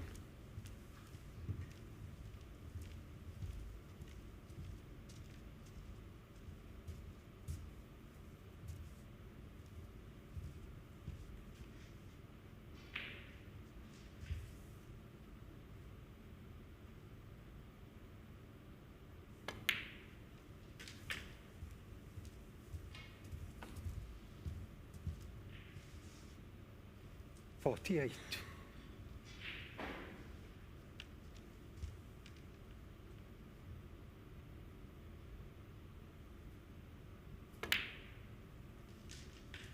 49.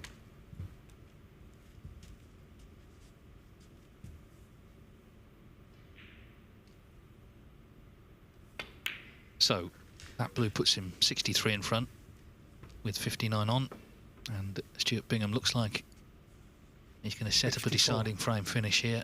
Could just do with this red in. We've seen what's happened already if you don't pop the extra red when he stole the first frame.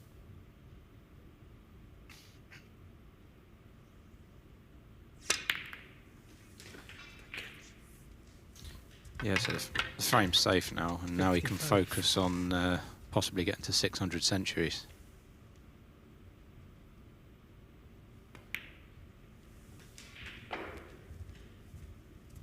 Yeah, I mean, there's more and more centuries made these days, but he would only be the 11th player actually to do it. 61. I was just about to say, I'd guess there's roughly about 10. So yeah, that's quite a elite 62. club to be in.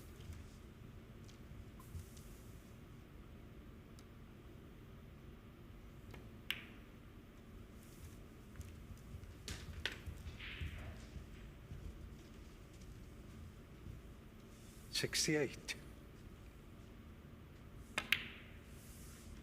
69.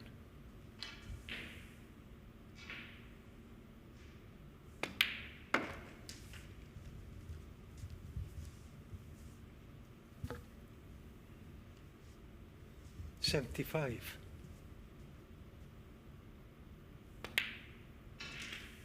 76.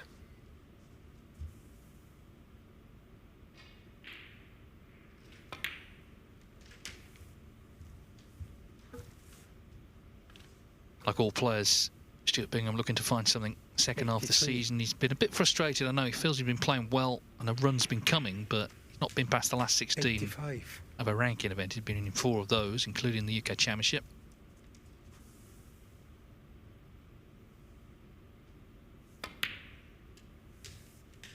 $88.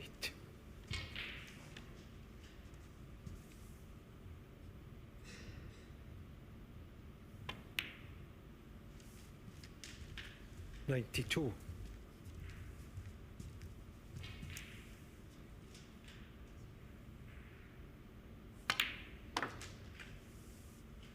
97.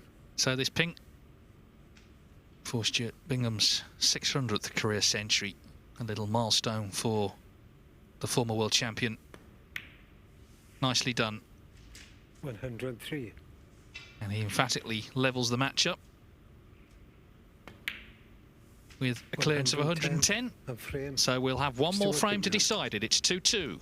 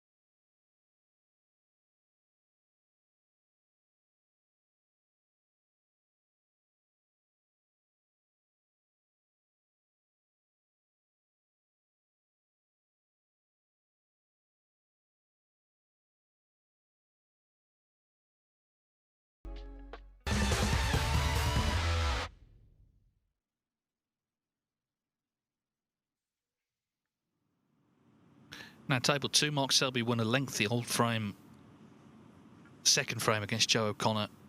The red was for a while sort of wedged up behind the black last red, and Selby, you just sort of fancied him. He was 20 in front. You just kind of fancied he would win the frame, and he has done. So 2-0 to him. He's looking, of course, to register what would be another point today, a third point. He's already beaten Jack Jones, and of course earlier on he beat Matt Selt. This is a rerun of last year's Championship League final where Selby won the title against Joe O'Connor. 2 Leicester professionals.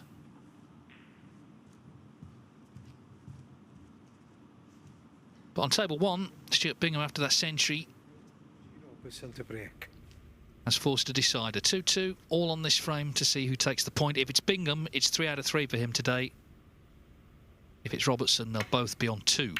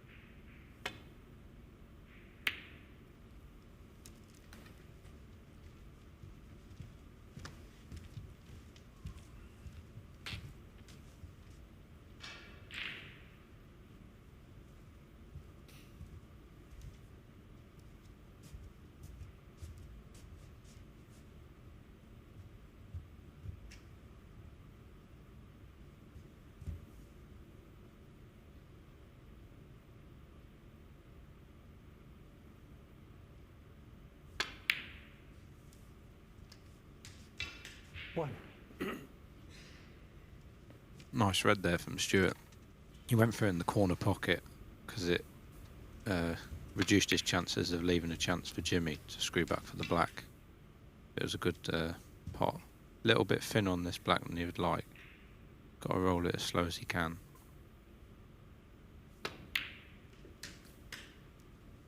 He felt he couldn't hold it, so he's had to go around the table. So first decent chance in this decider for Stuart.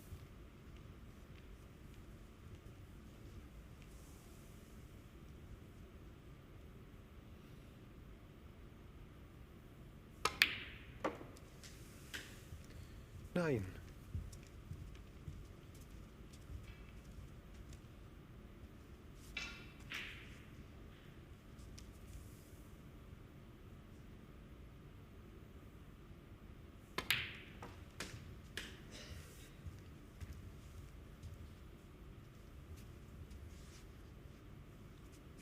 Sixteen.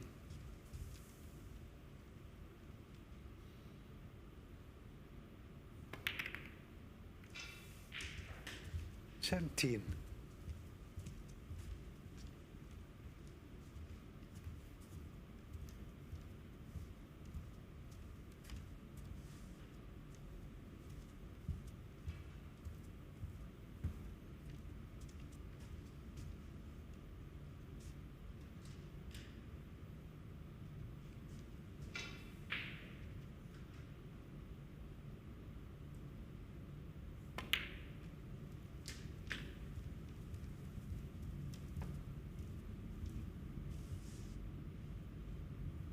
24.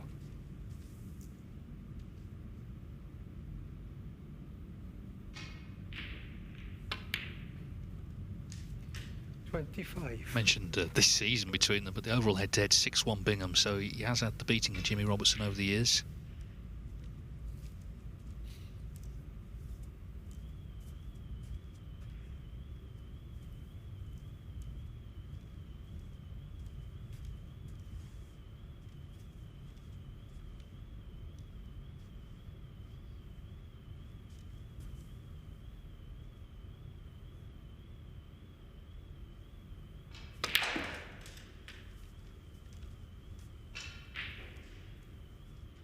I think Stuart's already got an eye on the possible 147. 32.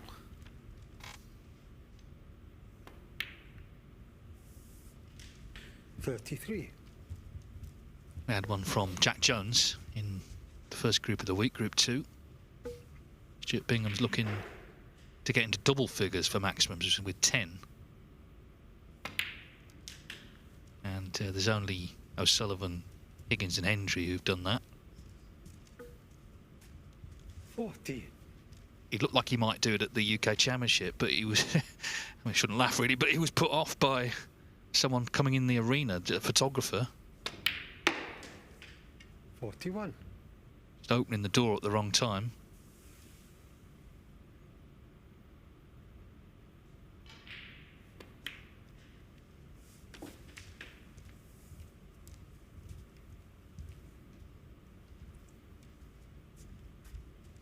$48.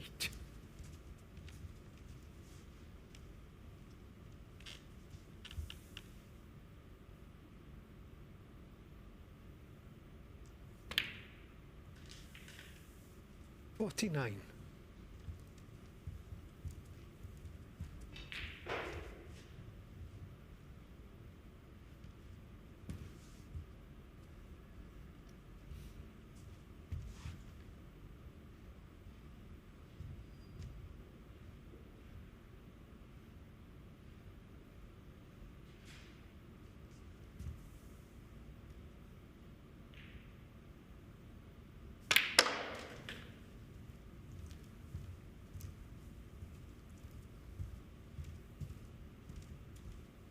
$56.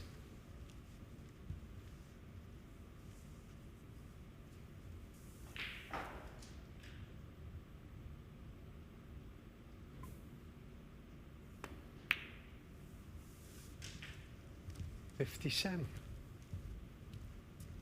He could have played for the blue there to make it easier, but 147 is definitely in his mind.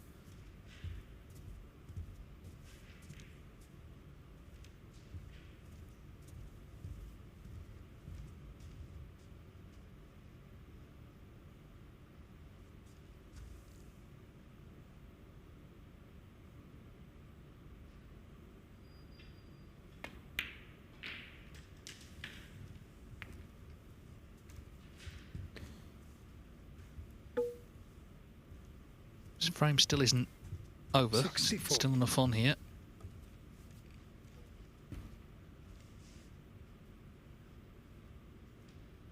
No golden ball in Leicester either.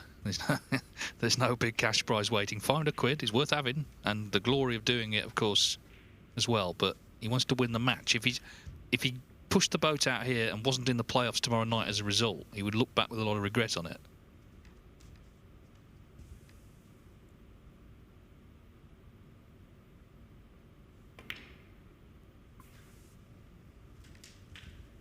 $65.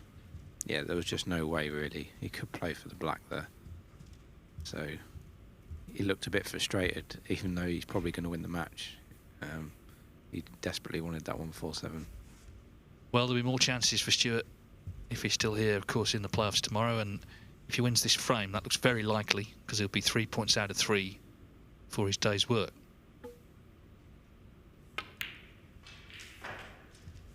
And this red is the ball that should secure victory. Of course, he stole the first frame after needing a snooker. He got a free ball as well. 70. Jimmy Robertson played 2 excellent frames, but then Bingham made his 600th career century to level up and could well have another one here. And he can still set a real good target for the high break here.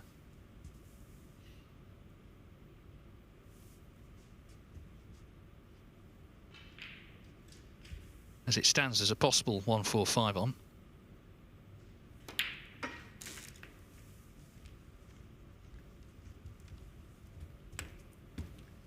Yeah, Stuart was struggling middle of this match, but he just, the last 2 frames, just found an extra gear from nowhere, really. He's looked really impressive the last 2 frames.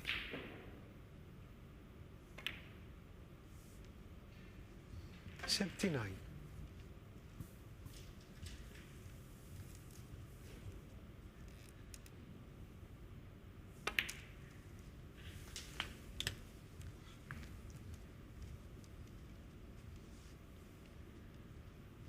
85.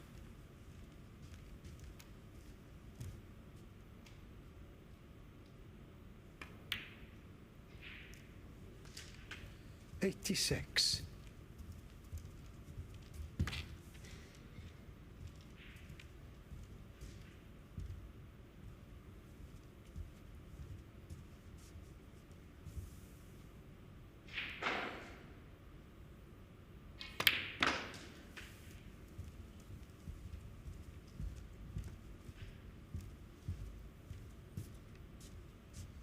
92. So still 51 on, a possible 143 now. 93. As he starts the road towards 700 career centuries. Well, excellent finish to the match from him. 2-1 down, back-to-back tons. You can't really ask for better than that. And a great day's work for Stuart Bingham. He'll have 3 more matches in the group section tomorrow.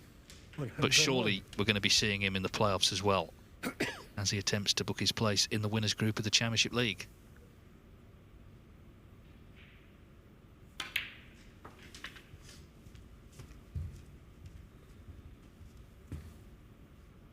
$108. 109. Of course, nearly made another World Championship final last year. Lost in the semis to Jack Jones at the Crucible, having beaten Ronnie O'Sullivan again in the quarters. 116.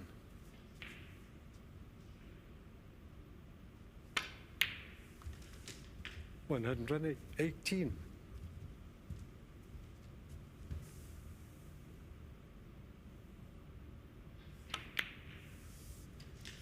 121. Jimmy Robertson played well, didn't he, early on?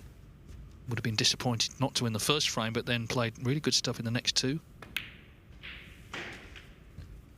125. Yeah, great way for Stuart to end the day and this match with a 143, it looks like.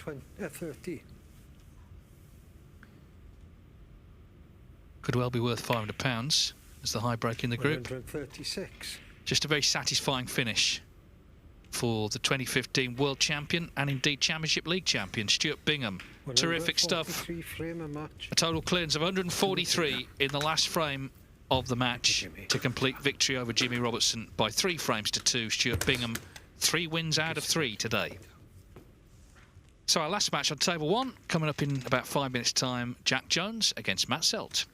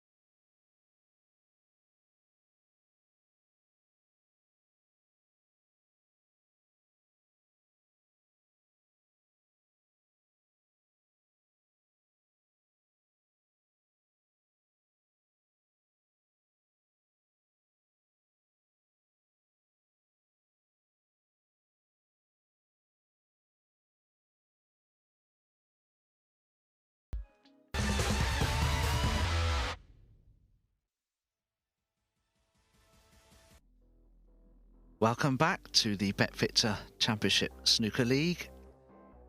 This is what's happened in this evening session. Matt Selt defeated Welshman Jackson Page, who hasn't won a match today. He's played 3 matches and has lost them all.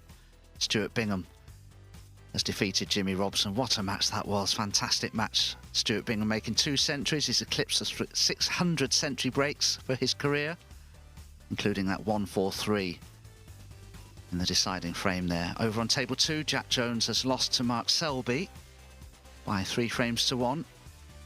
Mark Selby is 2-0 up on Joe O'Connor currently, so a little bit behind us here on our main match table. Joe O'Connor going well in the 3rd frame, looking to make it 2-1, so still some mileage left in that match. We'll keep you up to date with it as things proceed here. And this is the way the group table is looking at the moment. Stuart Bingham hasn't lost a match so far, just lost the 4 frames. Mark Selby going very well as well. He hasn't lost yet. Joe O'Connor has just lost a 1 match, but Matt Selt and Jimmy Robertson are tied, completely tied on frames won, frames lost, both on 1 point. Jack Jones and Jackson Page, the 2 Welsh players in this group, haven't won a match yet. So before we wait for the players here on our main match table, on table 1, we're going to have a quick look at what's happening on table 2. Joe O'Connor there, 37 points ahead, just 27 points remain. That's too much for Mark Selby, he's had enough. So Joe O'Connor gets his side of the scoreboard rolling.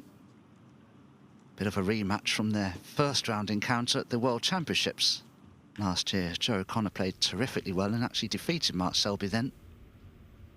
Matt Selt just languishing in his armchair there, slumbered. Enjoying a little nap, I think. Oh, there we are, he's focused. He's just waiting. The arrival of Jack Jones. Where is he? It's a long way away, Wales. Sure he'll arrive at some point. They've played each other 5 times in all, and Matt Selt leads the head-to-head there by 3 matches to 2. 39 years old now, Matt Selt, ranked 33 in the world. Was actually ranked number 20 in the world back in 2016, that's a long time ago. Winner of the Indian Open back in 2019. Runner-up in the Turkish Masters in 2022. And many, many years ago in 2014, Matt Selt was runner-up in a minor ranking event, the Lisbon Open. Ben Wollaston is here with me to enjoy this match. And Ben, you must have played Matt Selt a few times, I suppose. You're good friends with him? Yeah, we've played a few times. Actually played this season, but even though Matt's a couple of years older than me, we played like juniors and amateur circuit. So we've known each other 25 years maybe. So, yeah, he's a character. Yes, he is, Matt Selt. He's a wonderful player, very technically proficient, but can be volatile, I think it's fair to say, on the odd occasion. Jack Jones has found his cue at last. Apologises to Matt Selt, I think, for keeping him waiting. Heads it is. Thank you, Jack. Have a good game. Thank you. Have a good game. Right. So, players are ready. John Pellew from Llanelli in West Wales officiating here. Matthew Selt to break. There's Matt Selt, who breaks off for frame number 1. I'll say this will be the last of the matches played here on table 1 this evening before play will recommence tomorrow morning at 11, and the players will be vying for those all-important playoff positions. Yeah, as you said, Matt, his only ranking event win was the Indian Open in 2019. He still jokes about it, that he's currently still the reigning champion because we've never been to India since. So he's 5 or 6 years reigning Indian Open champion. I suppose that's technically true.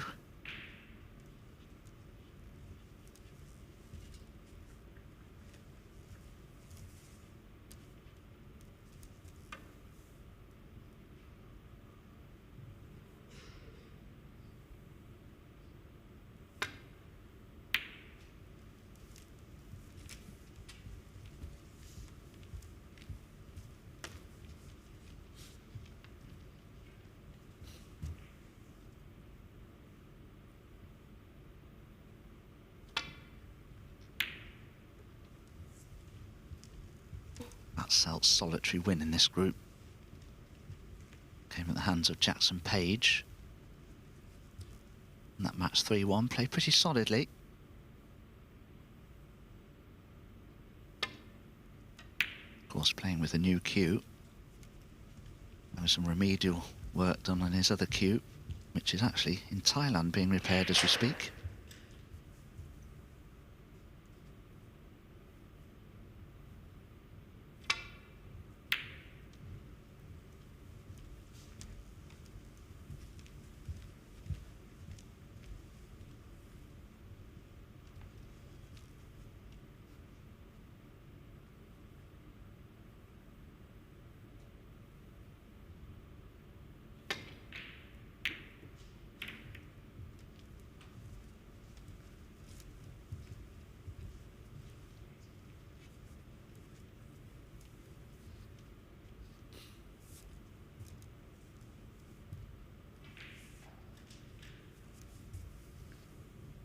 Jack really needs a win in this match, really. He doesn't want to be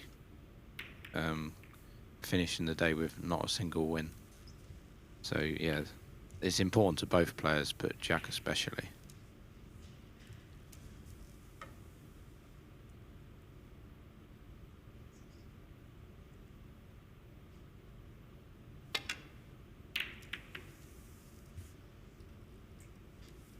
Jack has contested every group so far, played 3 groups. He's lost in 3 finals, 2 of them by 3 frames to 2. Spoke to him this morning, asked him how his neck was. He said it's a lot better. I said, you must be absolutely shattered. Jack says, yeah, I am. Well, if he could somehow salvage 5th place, he would return, it's in about 10 days or so after the Masters anyway, for Group 5.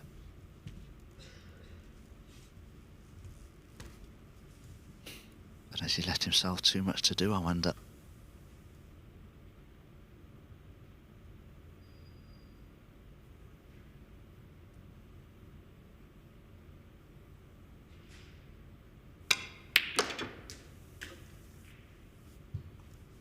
One. Great cue in there from Matt. So it gives a player so much confidence, having a straight long red and being able to screw it back, and not just potting it, but how clean he pot it as well.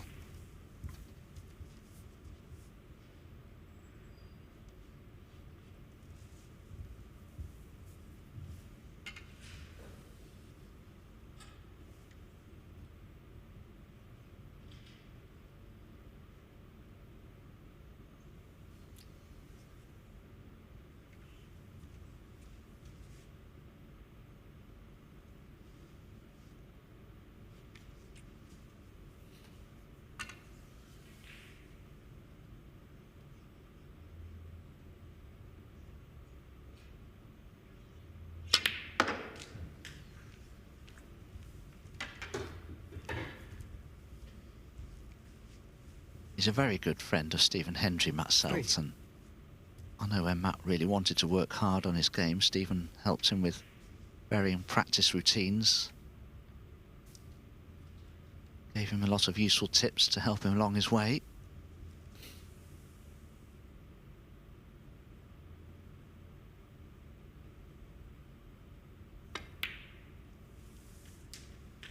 Four.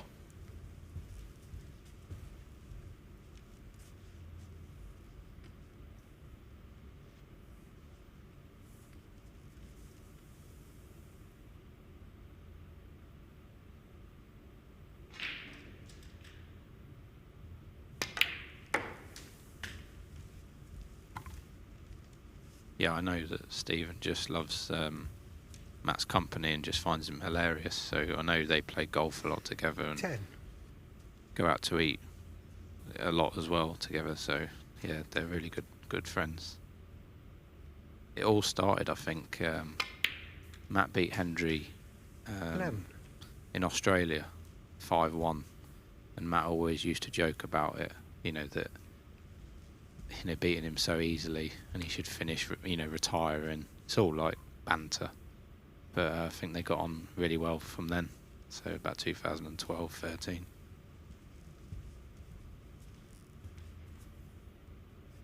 Stephen made his first comeback a few years ago from retirement. Won his first frame with a century break. He was actually playing Matt Selt, but Matt won the next 4 and played pretty solidly.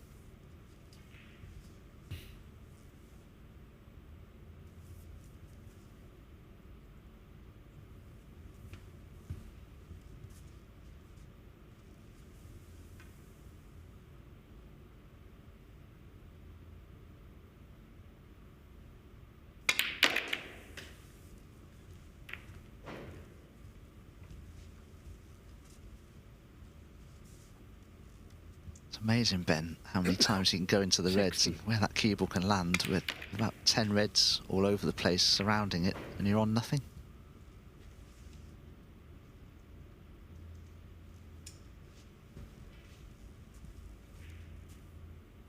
Yeah, he was unlucky there, Matt. I was actually expecting a little reaction, but didn't see a lot from him there, to be honest.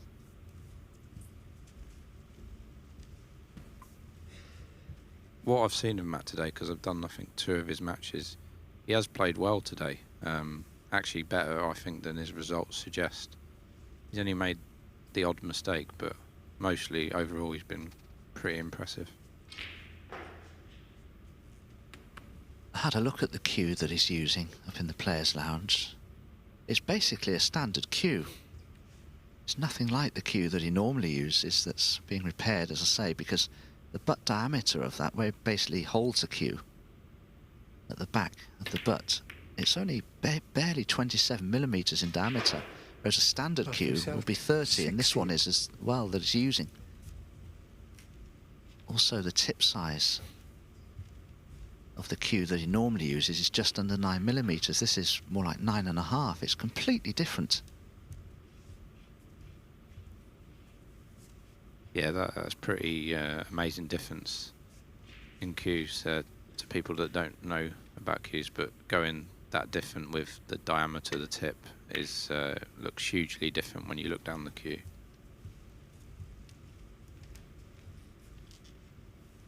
Yes, and on these superfine cloths as well. And bearing in mind as well, these table beds are always heated. Use a standard tip size of, let's say, 10 millimeters, which your ordinary club cues would be. Well, you'll have all sorts of problems on these cloths playing with side spin. Just deflects the cue ball so differently.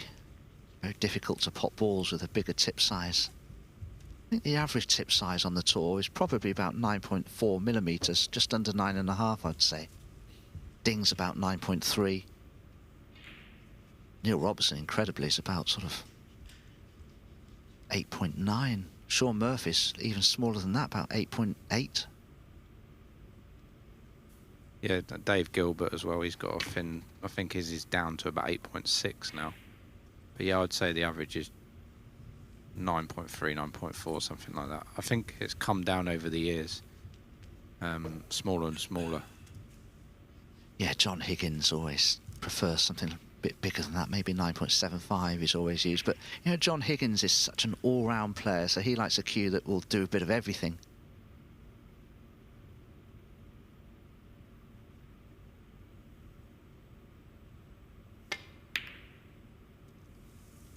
One. Such a clean striker of the ball, Matt Selt. Another beautiful red there. Only mid-distance, I know, but such a clean strike. It didn't touch the sides. Straight into the heart of the pocket. Just the cannon on the blue well. Can play for the red just below the pink spot into the left corner.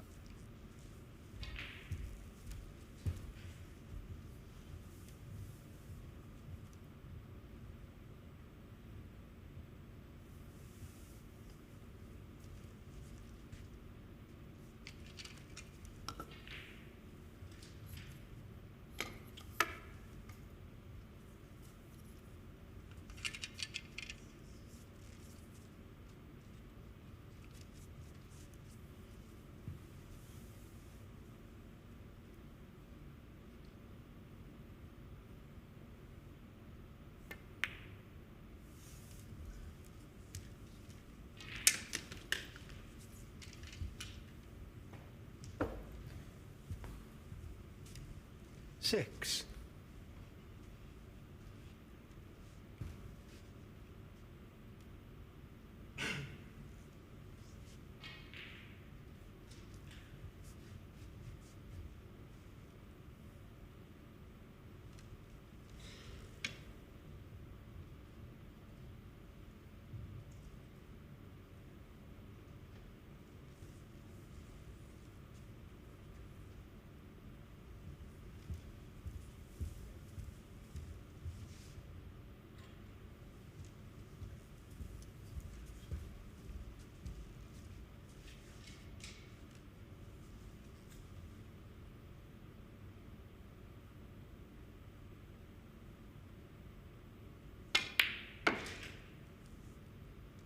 Seven.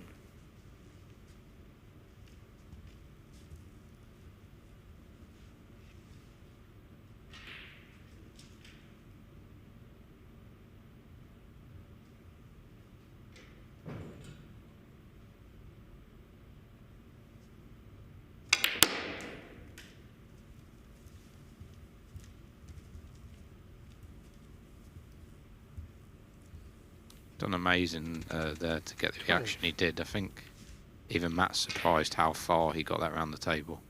You just saw the white accelerate, but it has gone too far for him for ideal position.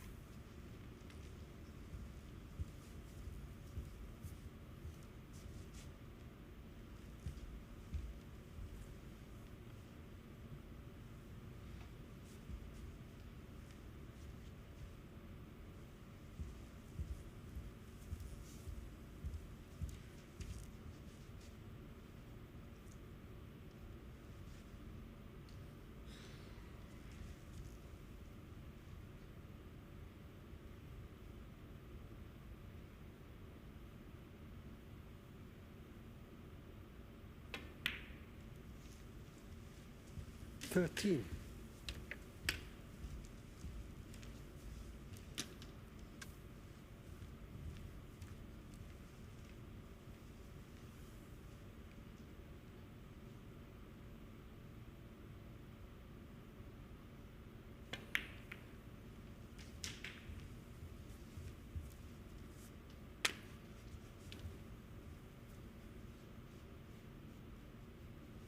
$20.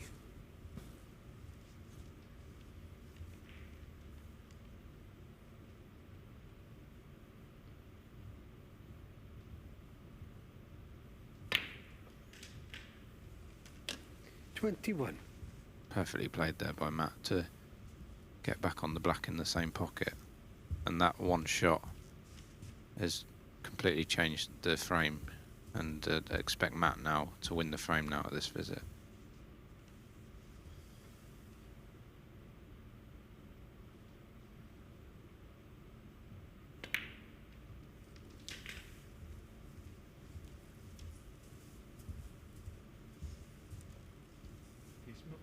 I'll measure it for you, right?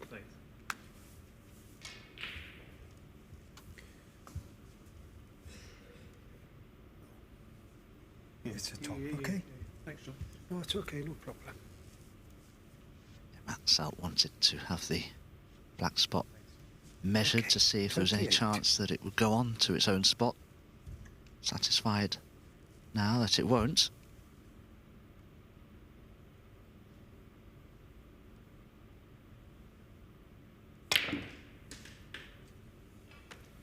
$29. Top side of the blue, so back in perfect position now.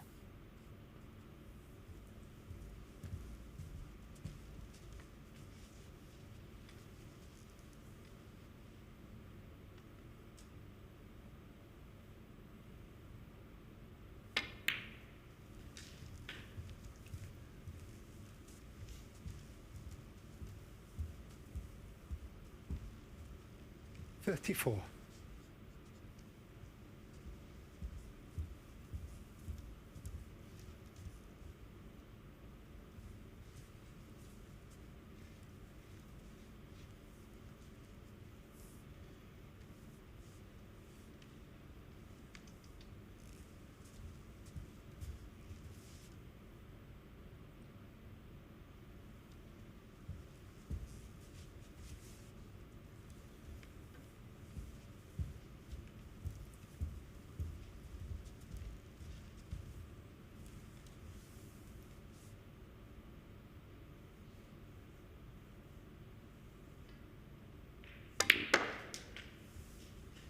35.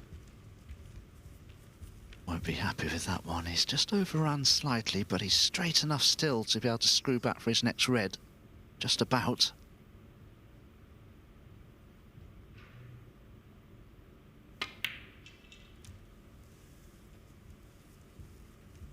Matthew Selt, 35. Yeah, I think he just overthought that because he seemed perfect, but took a little bit of time the shot before. And didn't quite, as Dominic say, get perfect on that black. Still expected him to pot it, but he'll be disappointed he didn't win from there.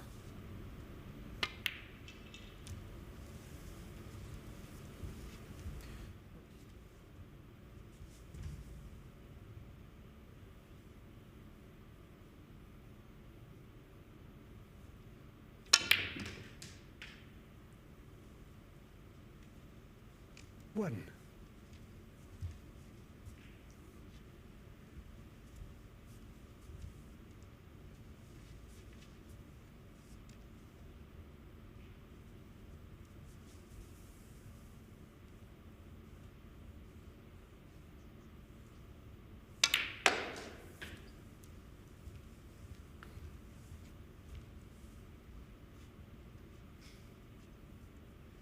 Six.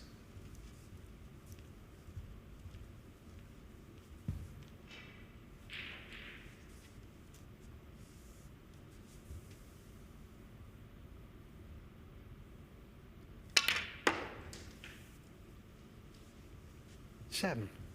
Yeah, would love pink or black on one of their spots to make this break easier, because keep going up for the blue and down for a red would be really unlikely could win the frame.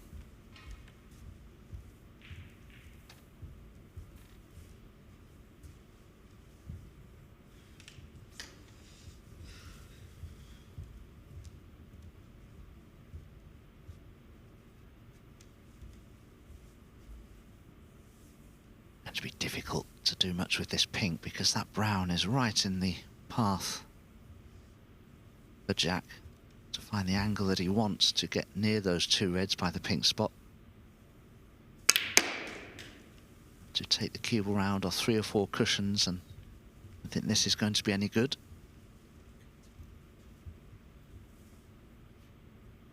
$13.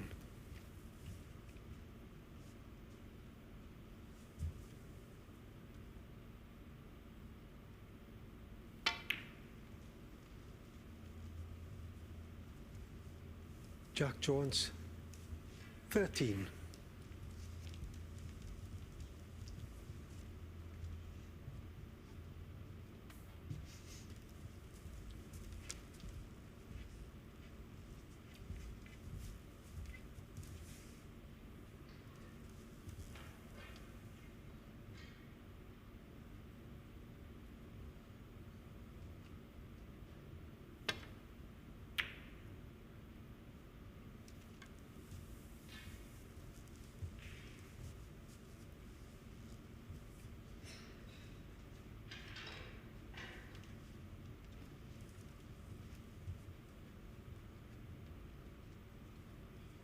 Jack may well attempt this red.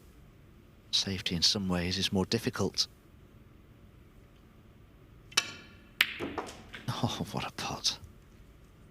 Now, can he land on a colour?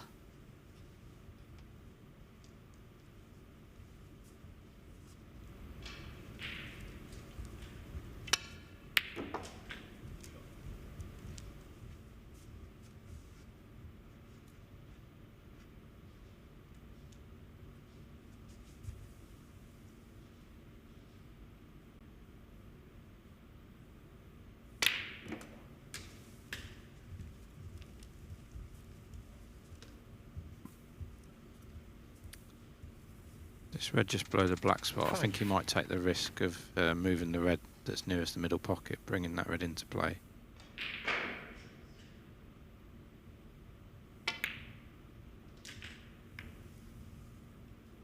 Six.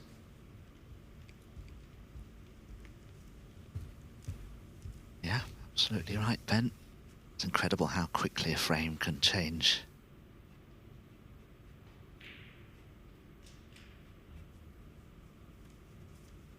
Just quickly update you on table 2. Mark Selby 2-1 ahead of Joe O'Connor in the all-Leicester clash, but he's in control of the 4th frame, Mark Selby. Looked like winning the match 3-1, but Joe O'Connor has a chance to steal the frame on the black. 11. Level the match up at 2-all. Gonna have a quick look at this now. Blue, pink and black are all that remain. Joe O'Connor's at the table. Still 13 behind though, needs the 3 remaining colours.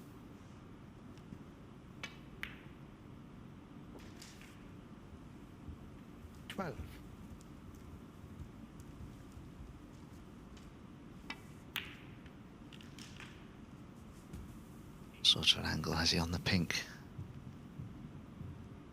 Just about the right side of it.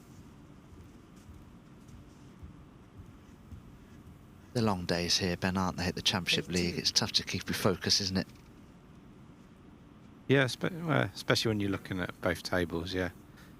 It's longer than... It's long for the players as well, each day. 19. Especially if you've done more than one group, back to back like Jack has. He must be tired. He's nicely on the black here, Joe O'Connor. This black then, for 2-all.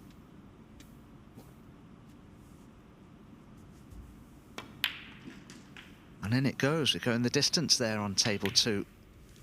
Can Joe O'Connor inflict first defeat? Spoil that 100% record of Mark Selby's. 23. Meanwhile, Jack Jones looking good here to steal this frame from Matt Selt. 25.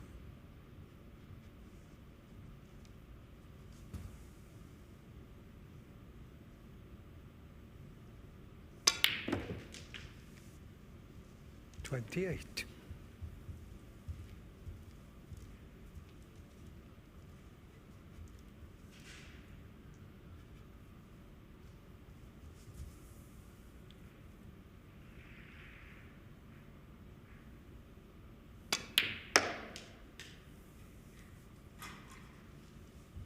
$32.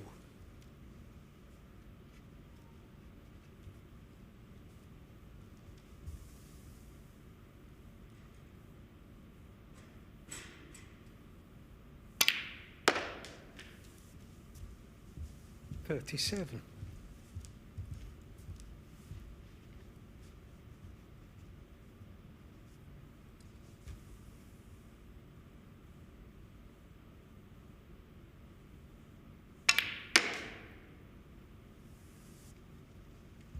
Played that fantastic.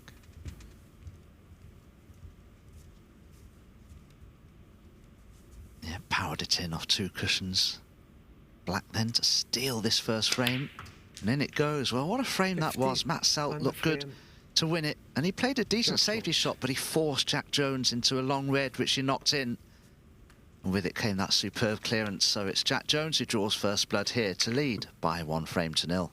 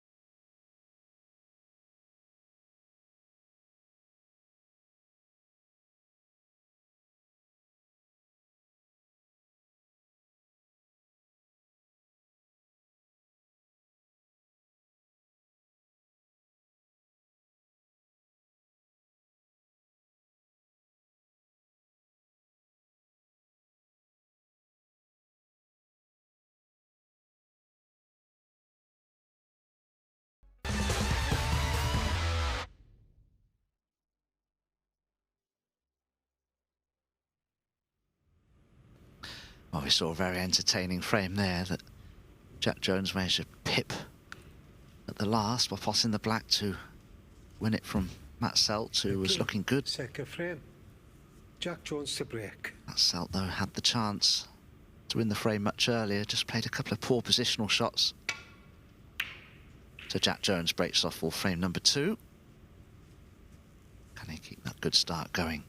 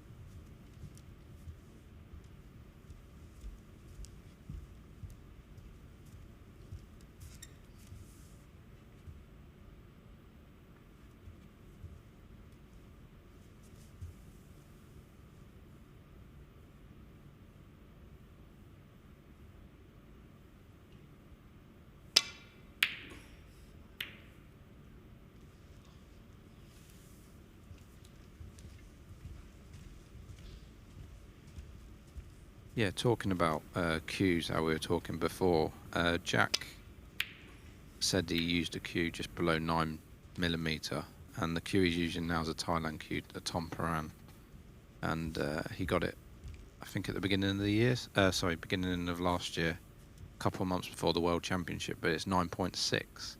So, you know, to go from a cue below 9mm to a 9.6 and then get to the final of the World Championship, it's quite extraordinary, really, because it's such a change in cue. Yeah, I had the same chat with Jack just a couple of days ago, actually, and I can explain it in a nutshell, really. Traditionally, you always play with a brass ferrule on the top of your cue, which has a lot more mass than the silvery titanium ferrule that a lot of the players are using now. And when you play a shot with side spin, you can use a much wider titanium ferrule. You'll look at that silvery ferrule of Jack's. It pushes the ball with side spin completely differently to brass. So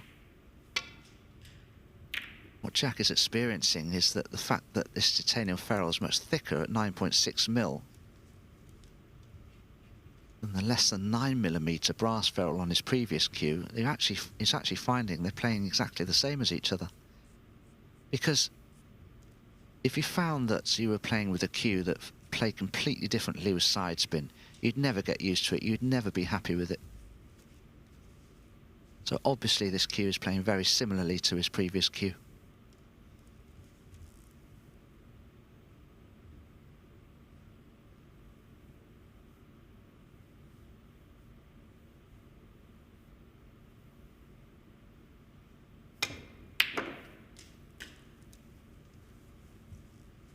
One. Great red there from Matt. Done well to avoid the black and the red on the side cushion. Landed a bit near the side cushion, so he's not perfect on the colour though.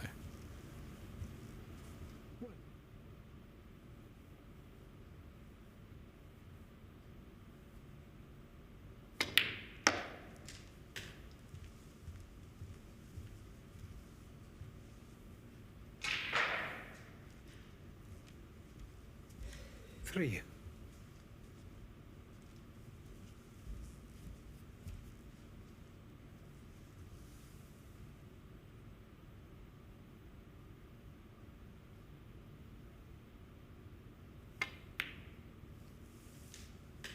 Four.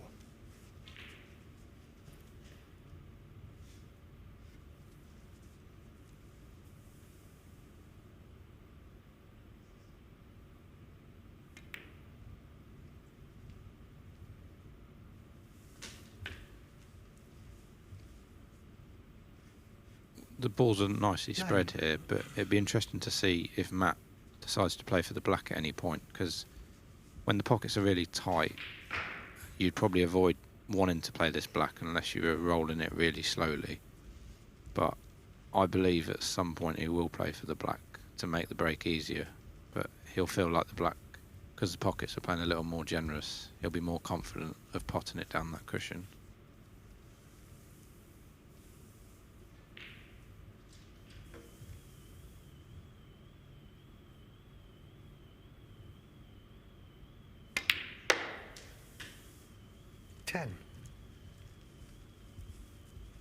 Yeah, I'm sure Matt Selt feels that the pockets are generous enough to warrant taking on that black. It's not tight against the cushion, it's an inch or so off.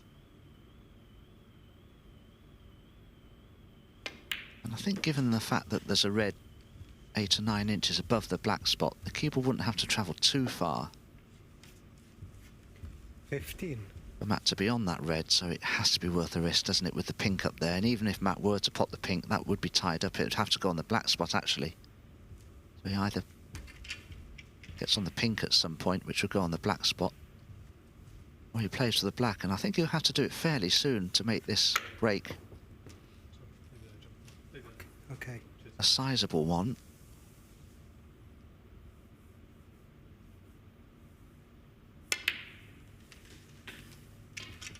Okay. 16.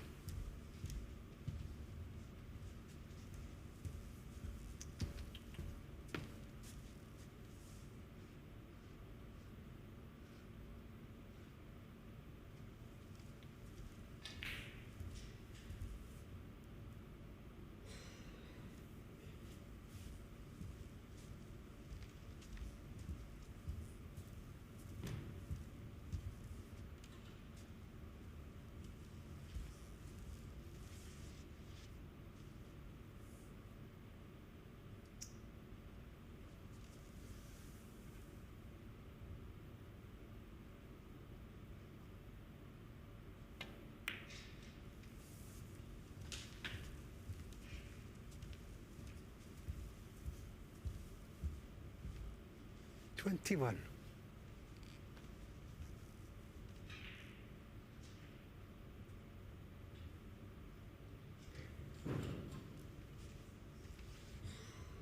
Played a poor positional shot there, Matt. He overran the cue ball. He's hampered now for his next red to the left corner.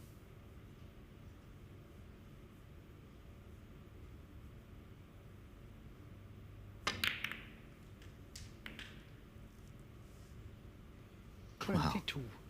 He nearly played a very good shot. It's a little unfortunate that the cue ball's finished right in front of the red like that.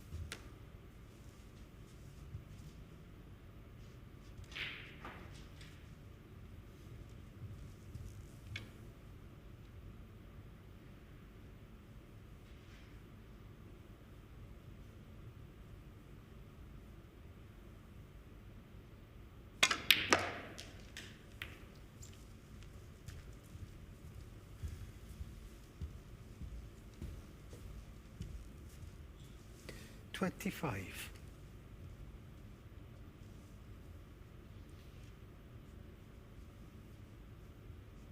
Yeah, good pot on the green there, but he's still not out of the woods yet. Still needs another good red possibly in the middle and come back down for the blue or pink.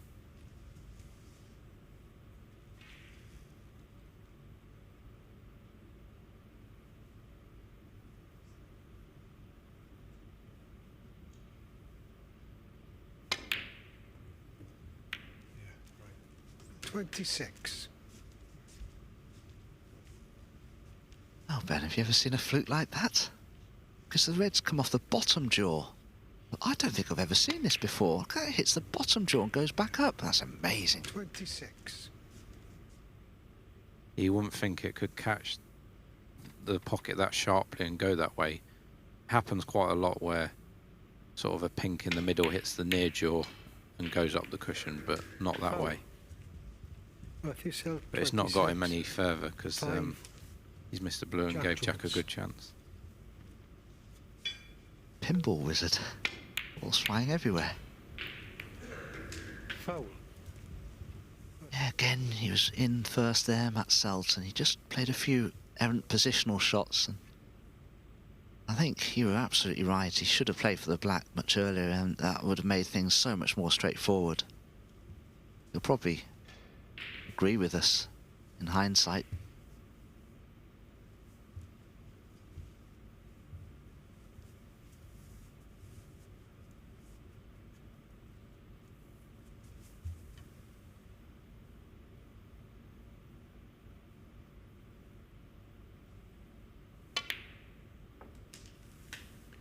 One.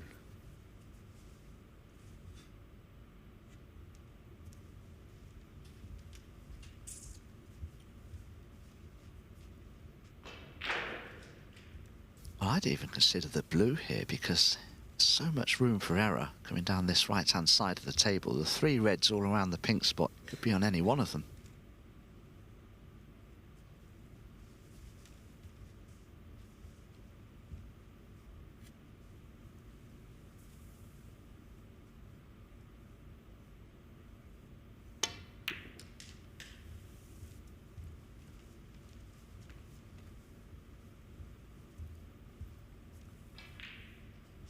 Six.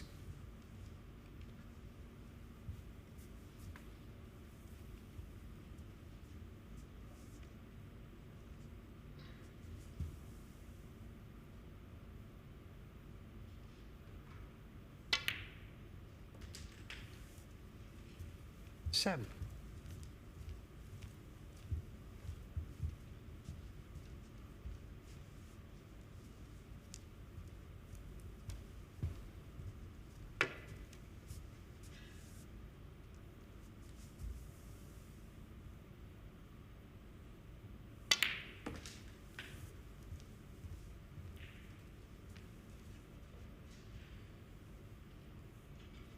Twelve.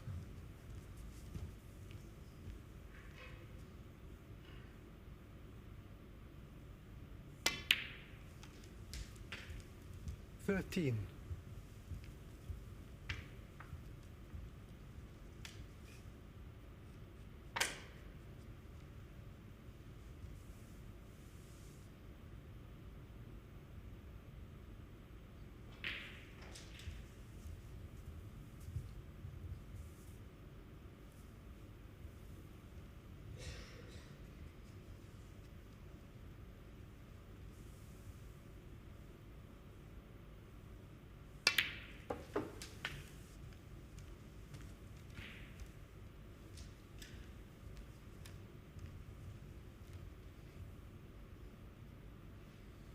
$15.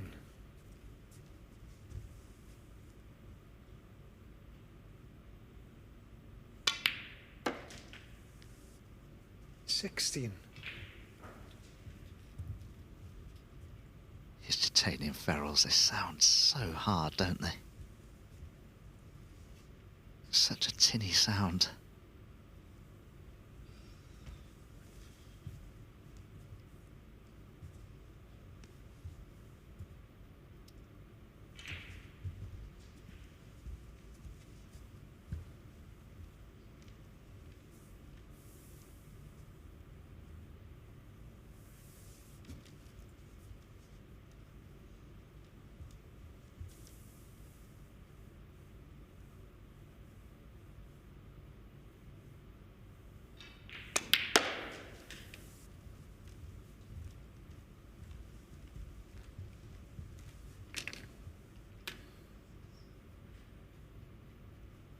$19.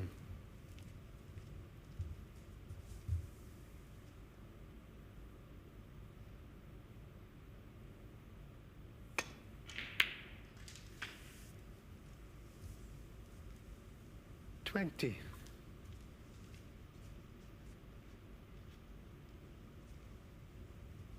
Just didn't come quite far enough for the blue there, so might just roll this in and leave the red nearest the black pocket from distance.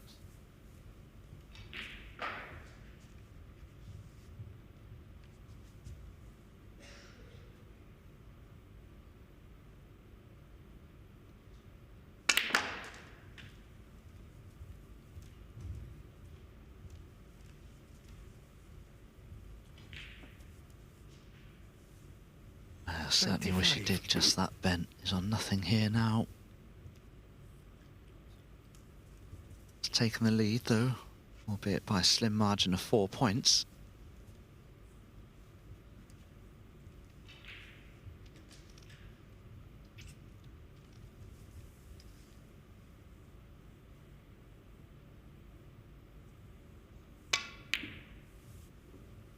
Good effort. His primary focus was on the cue ball, but unfortunately the cannon on the green may have given Matt Selt a chance here. Just going to give you a quick update on table 2. In the deciding frame, Mark Selby versus Joe O'Connor. Mark Selby began well, 42 points to the good, but then landed out of position, took on a tricky red to the yellow pocket. Joe O'Connor's in with a chance of his own. We're just going to have a look at it in actual fact, because it is nearing its conclusion. Joe O'Connor's just potted the pink to take a lead by 5 points, just 1 red remaining, so things looking good here for Leicestershire Curist.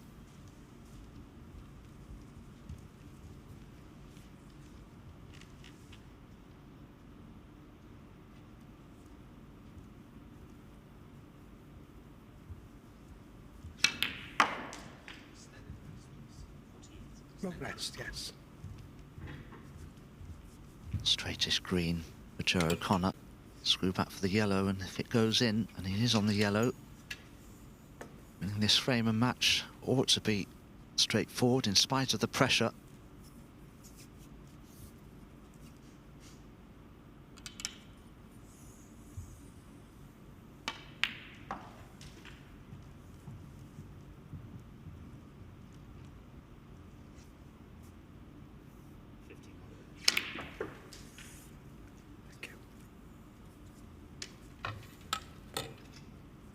One.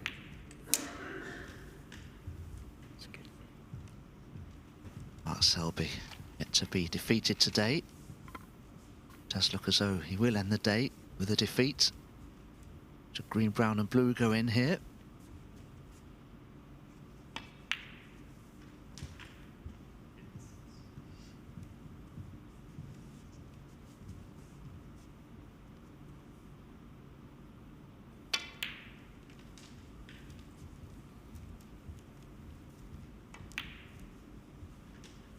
Yeah, good win for Joe here. 6. I think it's all 3 wins for him today as well, especially from 2-0 down against Mark.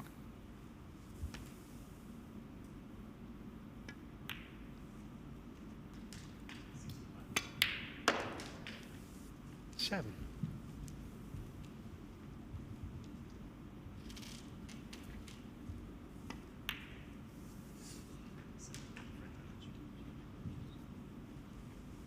Yes, the handshake has arrived.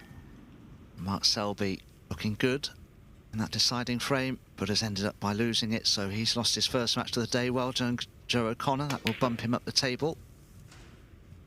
Been a good solid performance from him too today. Both those players looking pretty good for tomorrow. There's still one more match to go on table 2. That will feature Welshman Jackson Page, and he will be in action against, well, Joe O'Connor. So a good way to go into your last match with a victory behind you. So that match will be coming up on table 2 in approximately 5 minutes from now, and will be available for you on our Matchroom Multisport YouTube channel.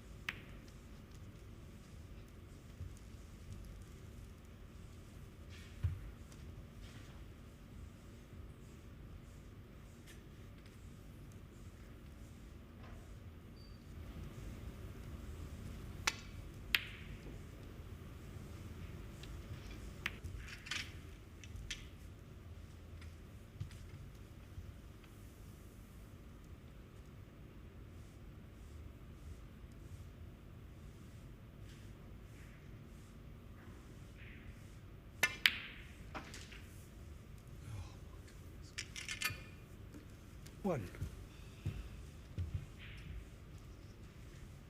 You heard Matt there, was a bit disappointed not to get on the colour, so definitely going to play the snooker behind the yellow. Ball.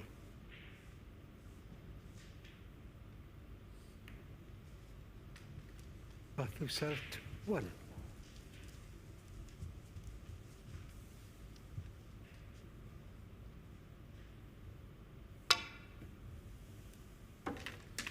Foul and a miss for Matthew Selt. Slight misjudgment there from Jack. I just wonder if Matt Selt will put him back in. Miss was called, as expected. Matt Selt is having a look at taking on this straightish long red. Still 6 points behind. Question I'd be asking, if I put my opponent back in, would I be given a better opportunity than this? Well, there's every chance he would be. This is not straightforward. It's a long red.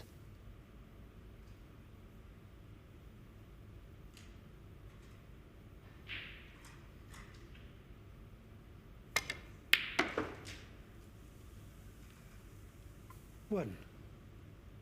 Just wants that white to stop. I think he can just about hold this for the yellow. Play the green, just hold for the yellow.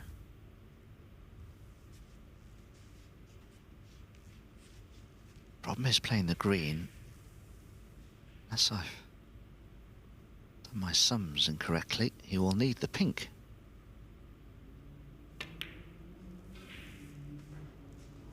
But first of all, he needs to pot the green, and it's exactly what you said, Ben. He was struggling to hold for the yellow. You'd expect him to miss that thick, really, because you tend to play it a bit thicker to hold it, so a bit surprised he's missed that thin. It was a surprising miss. Yeah, because of the new cue, perhaps. I don't know. Jack Jones with a golden chance here now to take a 2-0 lead. He certainly doesn't need the pink. 2. Jack Jones hasn't had it easy today. Very, very tired. It must be very deflating as well to be in 3 group finals and lose them all.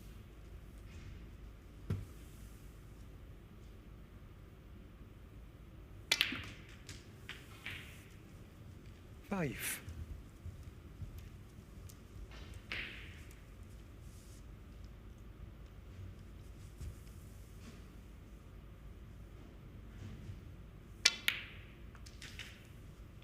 Nine.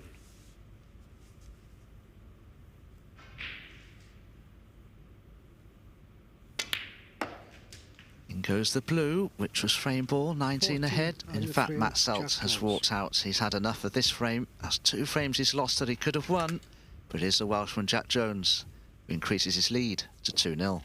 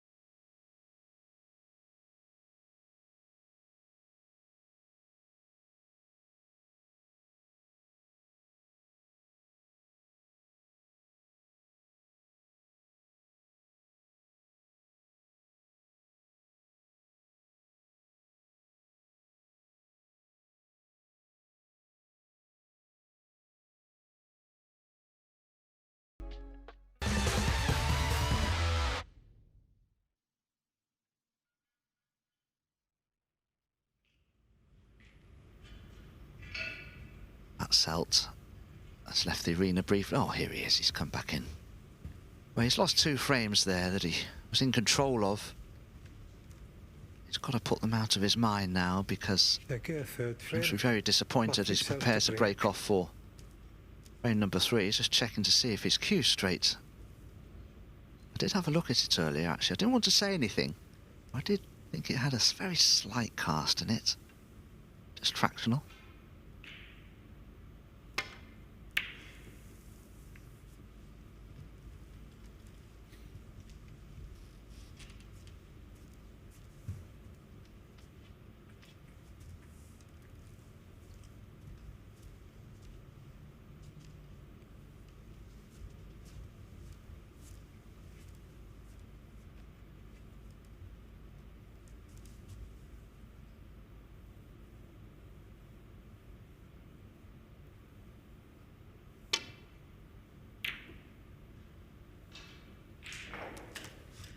Foul.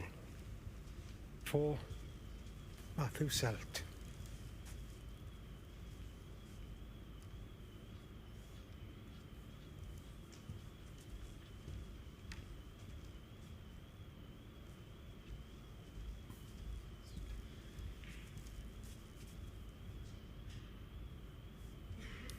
Yeah, I thought it was a big shot for him to be looking at that red down the side cushion. So he's just putting the white near the yellow and possibly he's changed his mind again.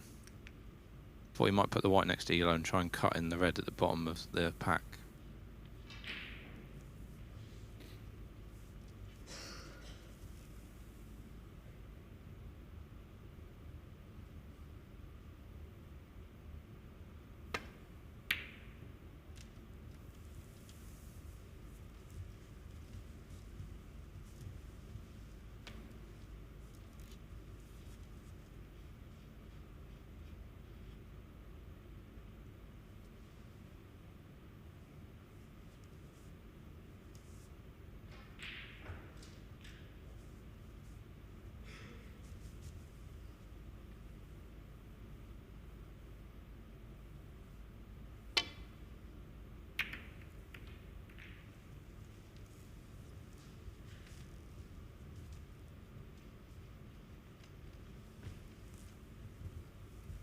Definite chance here for Matt Selt. Straightest red to the left corner, can run through for the black or maybe hole for the pink to right centre.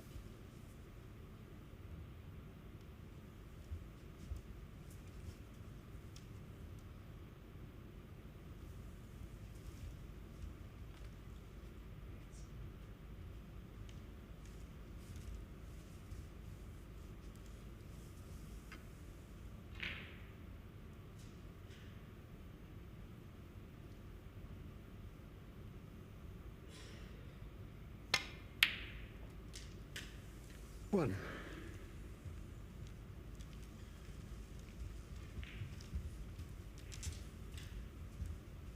By his reaction, I think he's still on this pink, but it just about.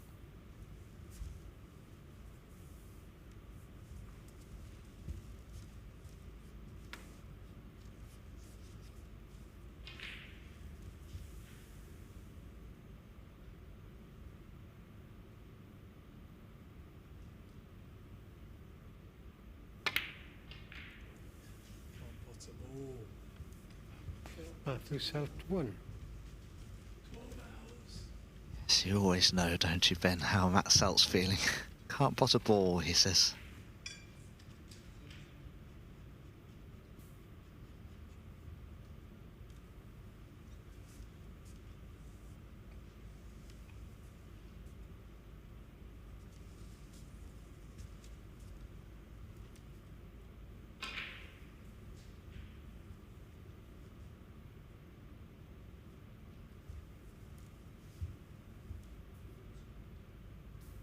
Yeah, Jack's got a pretty straightforward first red, but he's just worried about the red on the black spot.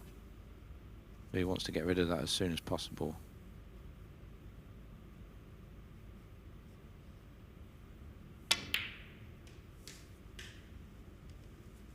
One. I think he's played that fantastic because he's slightly low. Hard to tell from this angle if he's straight Oh, he's slightly low on it.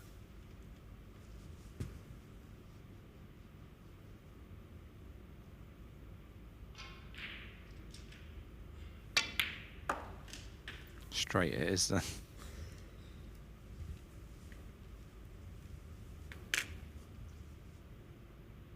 Just wonder if there's a chance he may still be on this red.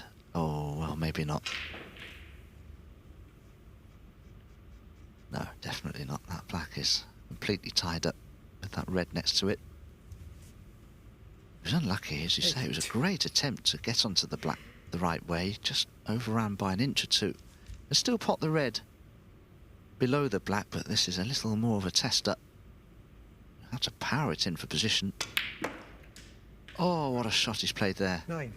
Deliberately just flicked that red away from the black. That was beautifully controlled. Yeah, that's definitely one of the best shots of the match so far. That it's a fantastic shot.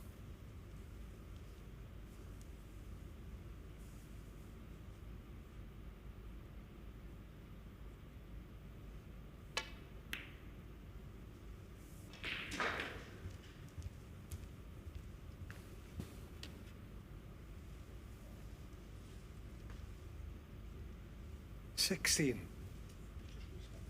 Yes, I'll do.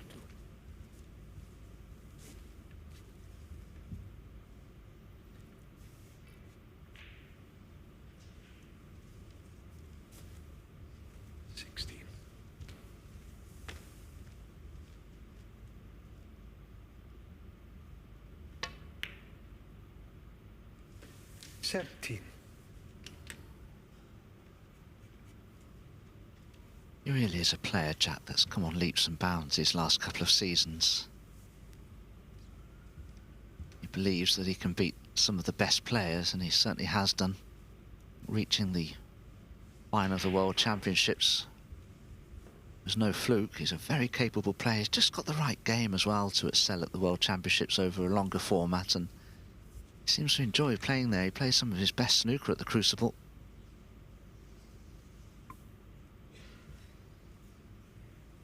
Yeah, in a shorter format you can get more shocks because you know, everyone is at a good level, but in the World Championship you never ever normally get a lower ranked player getting to the final. So yeah, it's definitely no fluke to do it over that many frames. 17.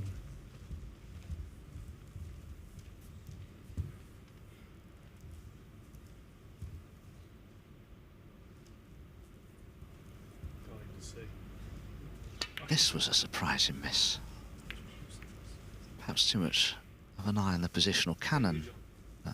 No. Sharing a joke there. Matt Selt and the referee, I don't know. Matt Selt though just said, I can't see. That's no good, is it?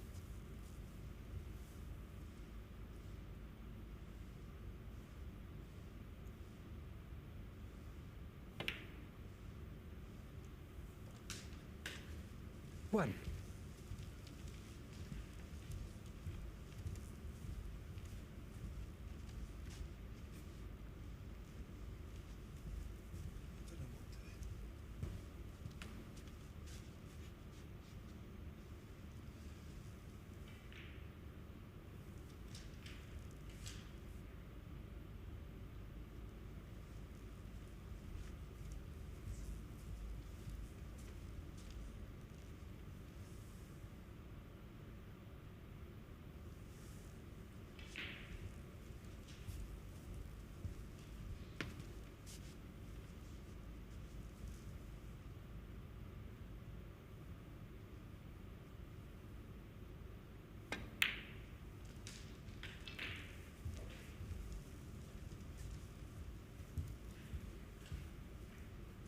Six.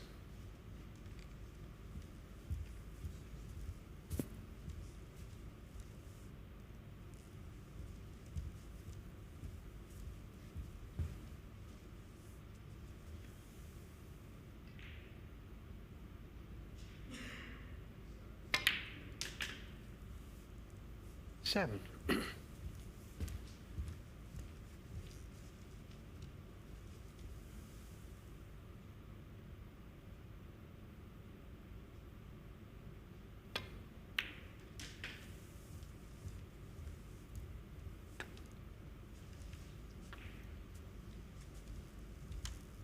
But again, 14. not the best positional shot from Matt Selt. He's got a lot of work to do here to get good position again.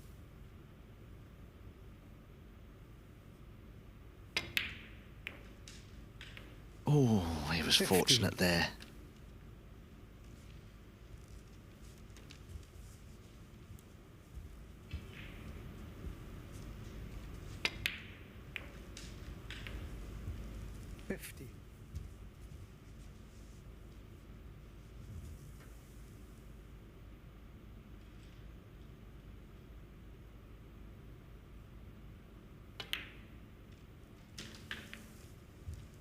Cheers.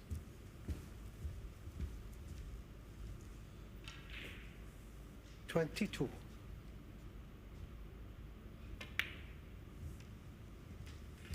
23.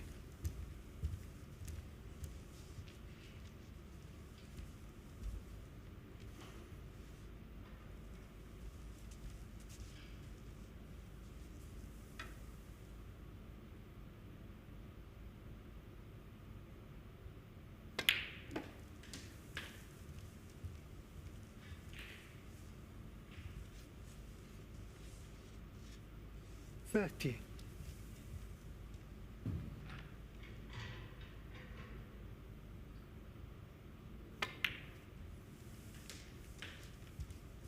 31.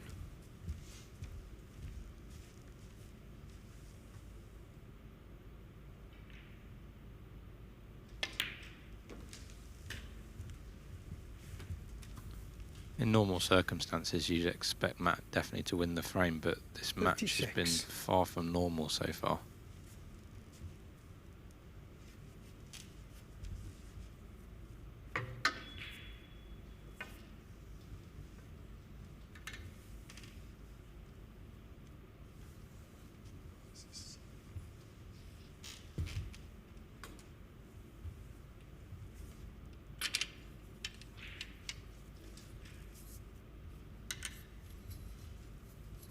Jack in his chair there. He looks ready for bed, I think.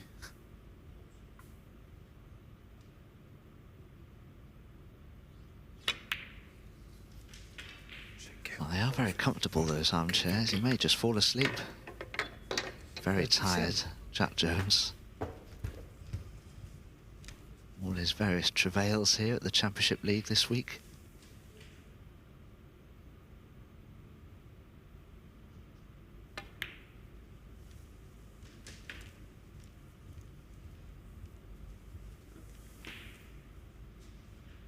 Forty-four. 45.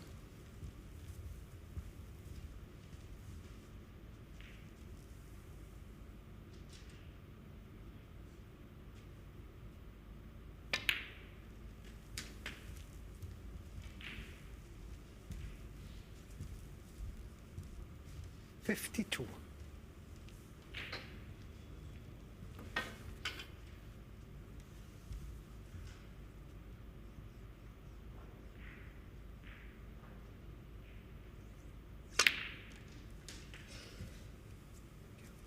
53. So just this blue and one more red. We'll get a frame back for Matt.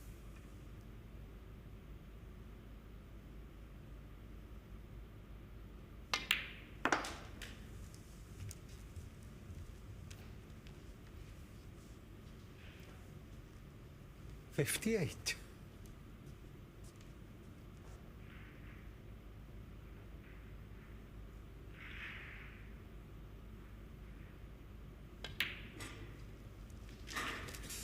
59.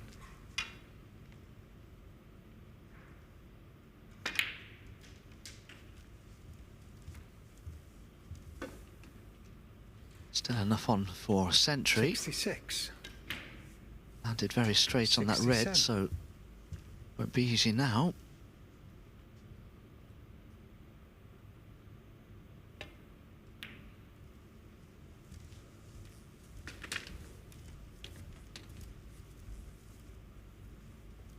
$74.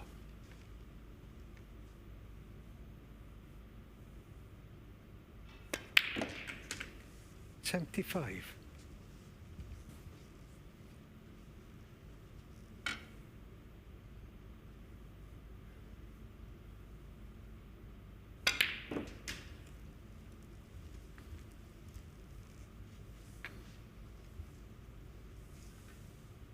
$82.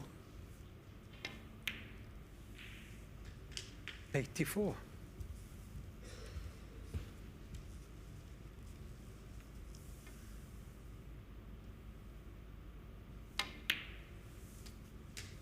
$87.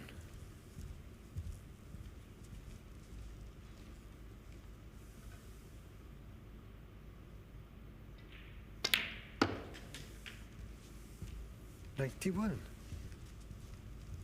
Now can he play one good positional shot from the blue to the pink?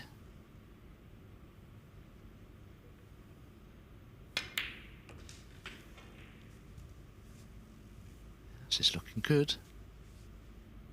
96.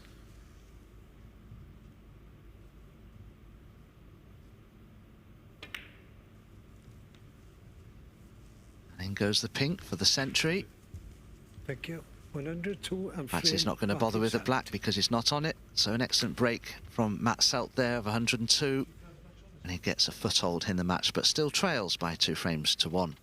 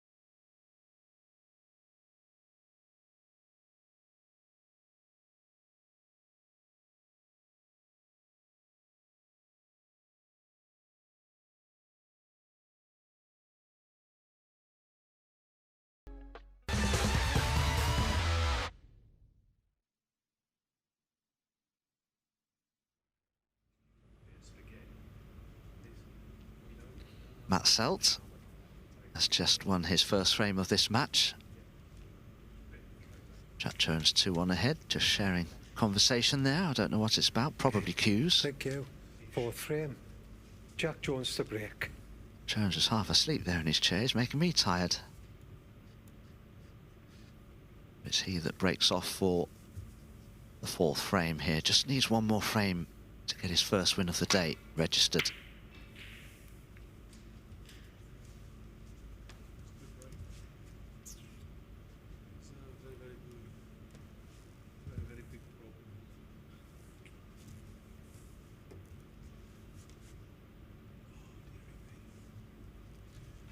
Oh, we're going to have a look at this now. They're discussing cues. Ferrell's look, you can see. And you can see that Jack Jones there, who handed his cue to Matt Selt. Matt Selt there was running his fingernail at the ferrule of the cue, and I think he's trying to ascertain whether there's a bit of a gap between the ferrule and the timber. Because, of course, you've got metal and you've got wood, 2 completely different materials, and sometimes the ferrule may not be fitted exactly flushly to the wood, and sometimes you can just feel the ferrule sticking out from the timber bit, which is, you know, wood is prone to shrinking and expanding in humid conditions. So you can get those variances.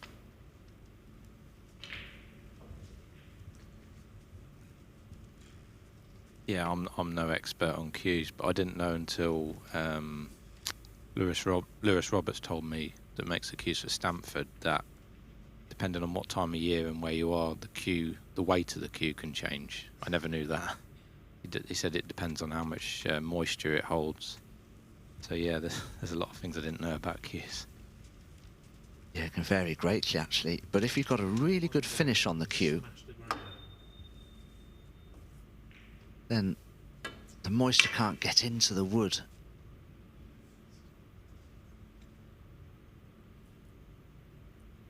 But if you just have bare timber, then of course it's really exposed to the elements, and that can really cause the weight of the timber to fluctuate. Anyway, that's Selt. There's a big problem here.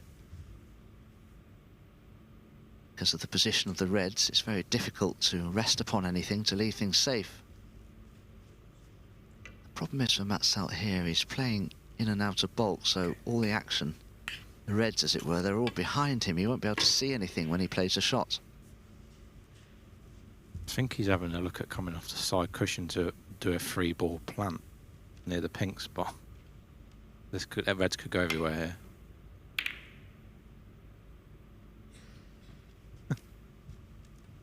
Yeah, he was in a lot of trouble there, so I guess he thought there's a slight chance of him potting a red, so probably the best choice for him. Well, Ben, I'm looking as hard as I can to find the red that he's actually left on there, unless one of those reds together just to the left of the pink is potable. If not, I can't really see a possible ball worth taking on.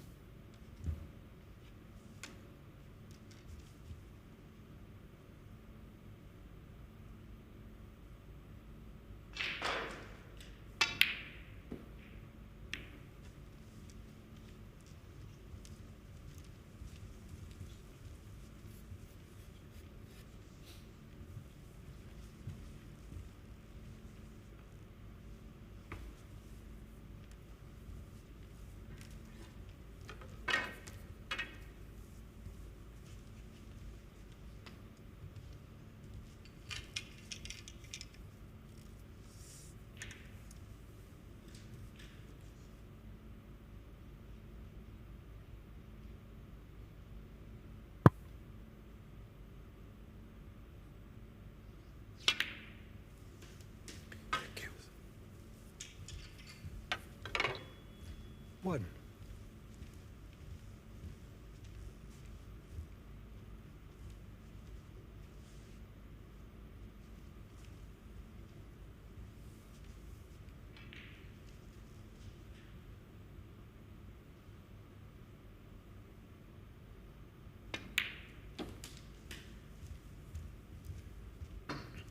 Joe O'Connor's going along nicely over on table 2 in his match with Jackson Page. 6. That's the last match to be played there this evening.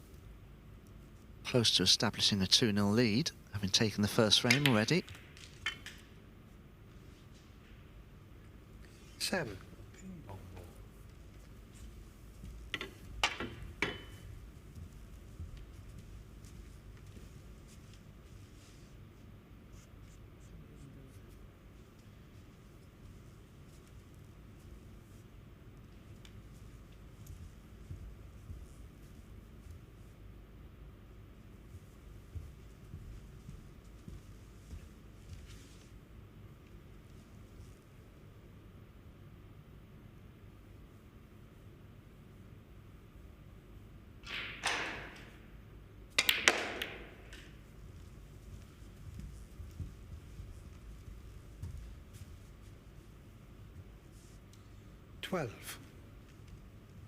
Yeah, Matt's not happy with that. He was perfect, and then 2 shots later, he found himself out of position.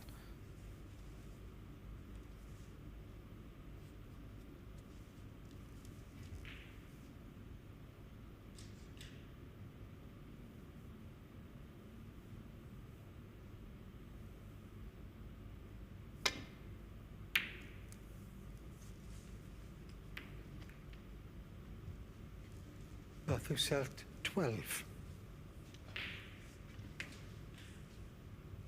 I wonder if there's just a semblance of a chance of cross-doubling this red.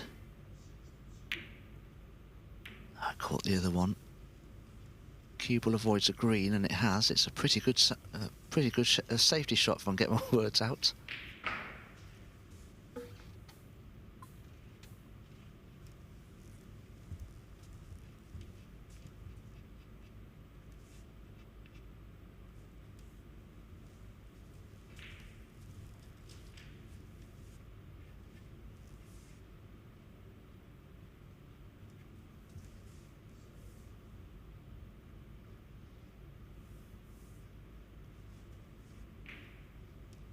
Matt might be forced into one of these difficult long reds, but because the green's covering the right hand side of the table.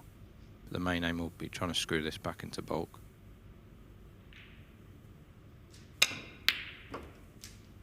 Wow. That should make the highlight reel. That was amazing. Do you think, Ben, the reaction out the ball there, that this cue ball could be playing rather light? It's just absolutely flown back.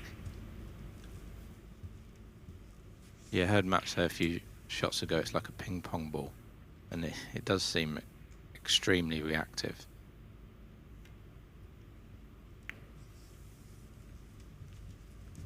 Matthew Selt, 1.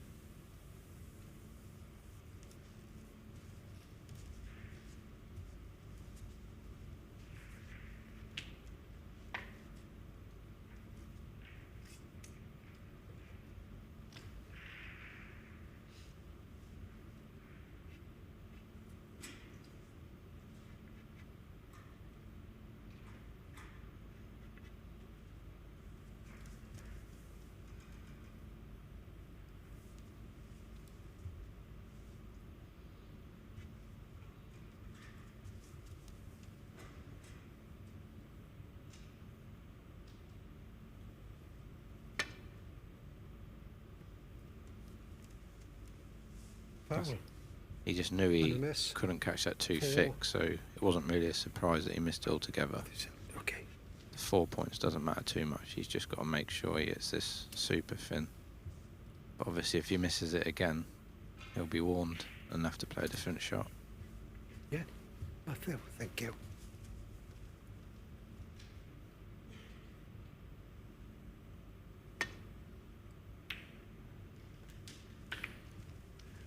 Foul, 4, Matthew Selt. Well, that's certainly not the worst result. At least it gets the cue ball back to bulk. I can't really see a pot that Selt will fancy taking on.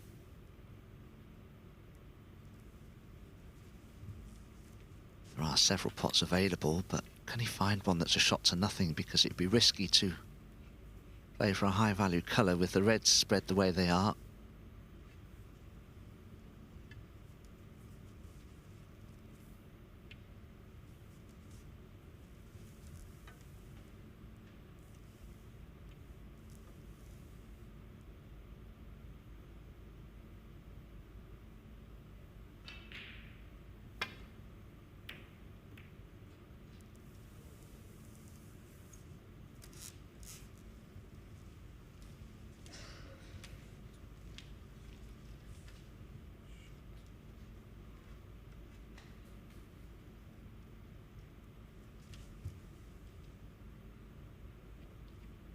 Just got to be careful we don't push a red towards this black pocket for Matt.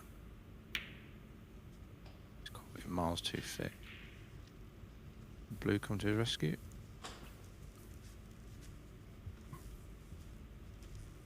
Left a red, but if he does play the red that's nearest the pocket, he's cannoning to have a red, so he'll trust to luck to get onto a colour.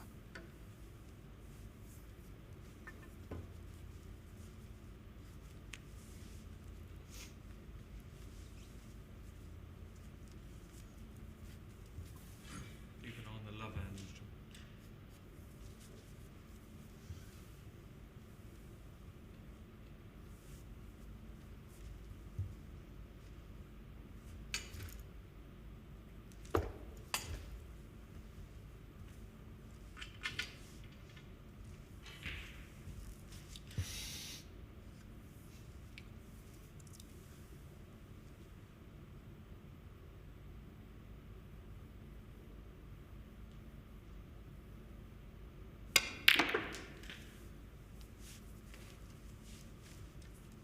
Well, he played a really great shot there. He's powered the red in with backspin, so he's screwed off the 2 reds. That's enabled the cue ball, as you can see here, to advance up the table towards blue and bulk colours. That was very well played. Not perfectly on anything, but he does have a choice of green or blue.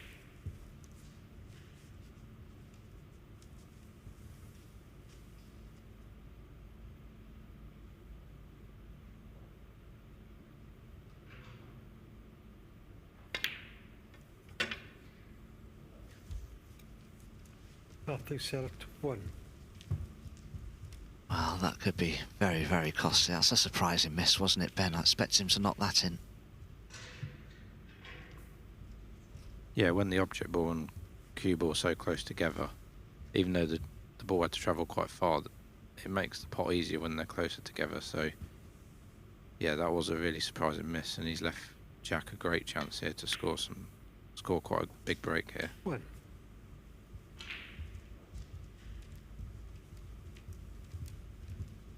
I think as tired as Jack must be, when you're given a chance like this just to wrap up frame and match, just gives you that little bit of a pep up.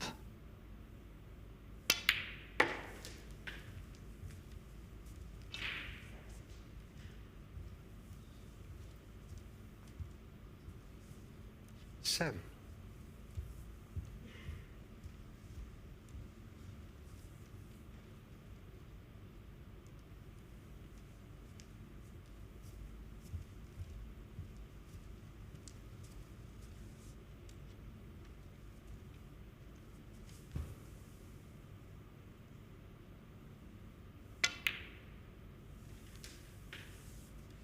Eight.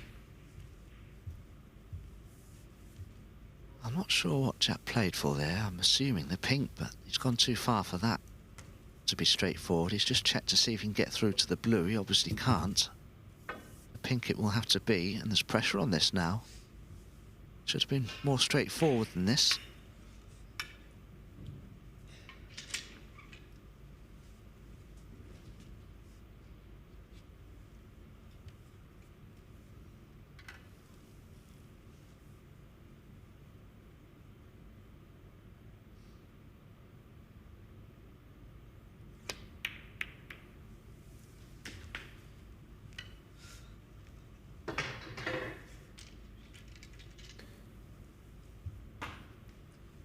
Fourteen.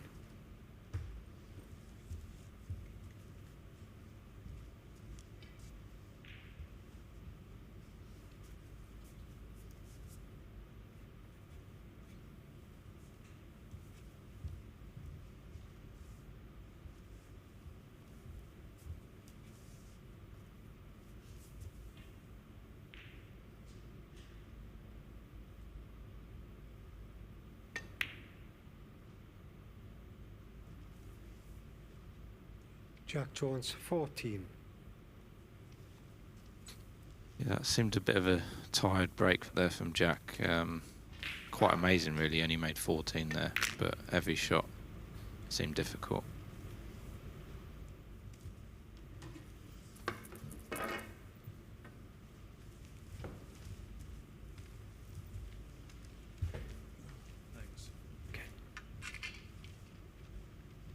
These last couple of frames, I know Matt Selt made a century break in the previous one, but Yeah, they're sort of meandering along a little. Players begin to sort of stagnate a little.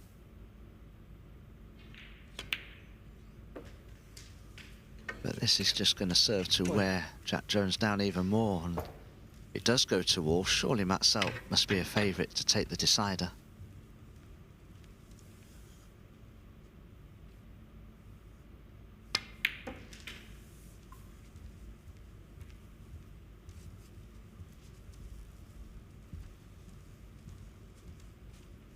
Six.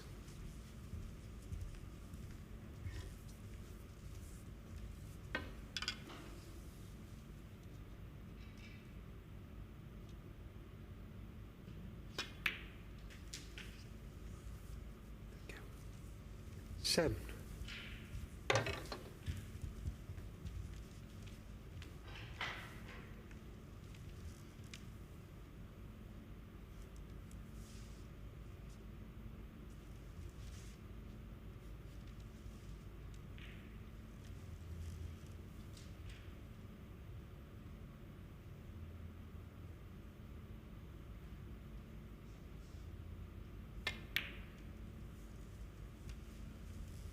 Wow, can't believe it. Seven. Miss pink there from Matt Selt. He's only 15 points ahead. But all of a sudden the Reds that were in really good positions are less so now. But there are still 3 or 4 possible ones. Jack Jones to attack as we have a look at this Miss Pink. Knew immediately, didn't he? I think so.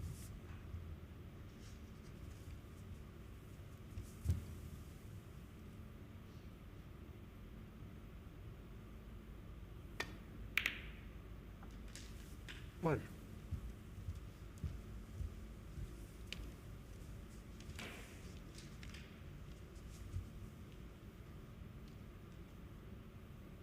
If I were Jack, I'd try to just speed up a little bit, because if he's very tired, it'll just speed up his train of thought as well and wake himself up just for an extra sort of 5 or 6 minutes.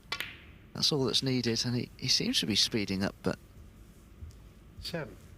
care needs to be taken, though, unfortunately, in this situation because of the position of the Reds.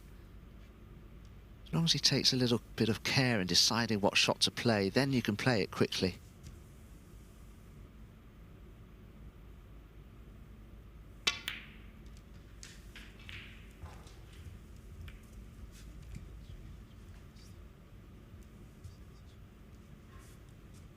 12.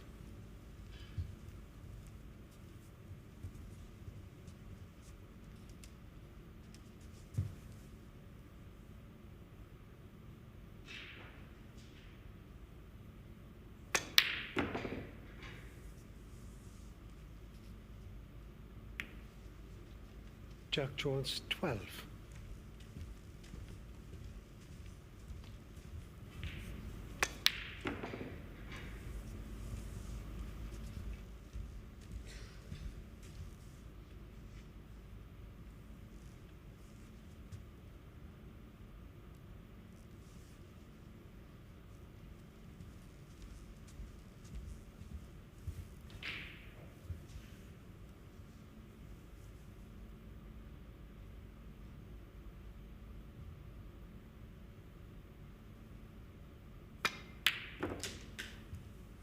One.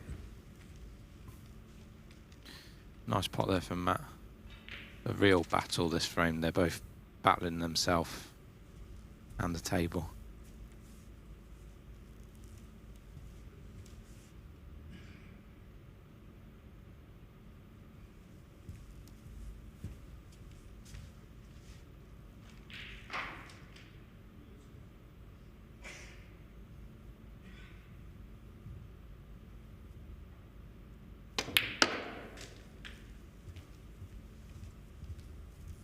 Done well to force that angle to get on the red. He couldn't have played that any better.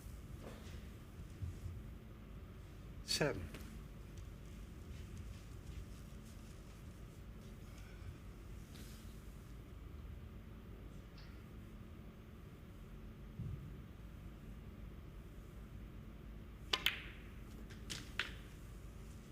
8.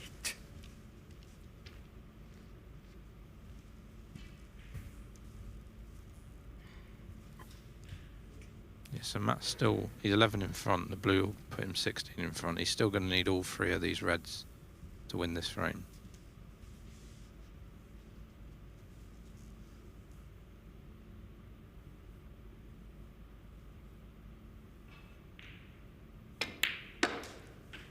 Ping pong ball. 2 points. 13. Well, while Matt Selt struggles continue, just to keep you updated on table 2, the match is now completed.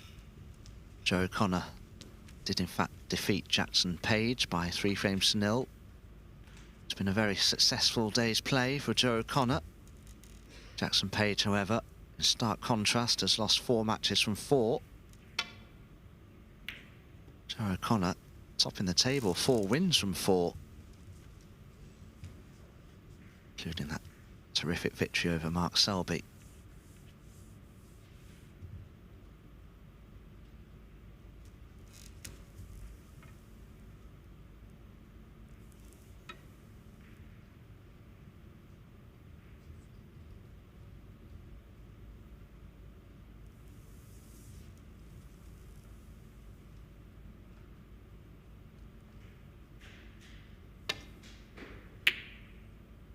No. Oh, you go, Vicky.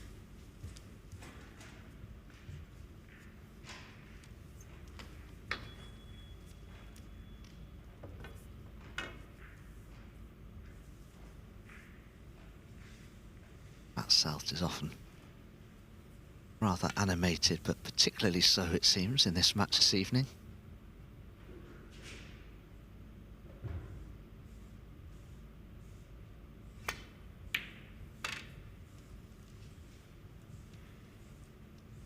Yeah, Matt started talking a bit more the more the match has gone on and the more mistakes have been made.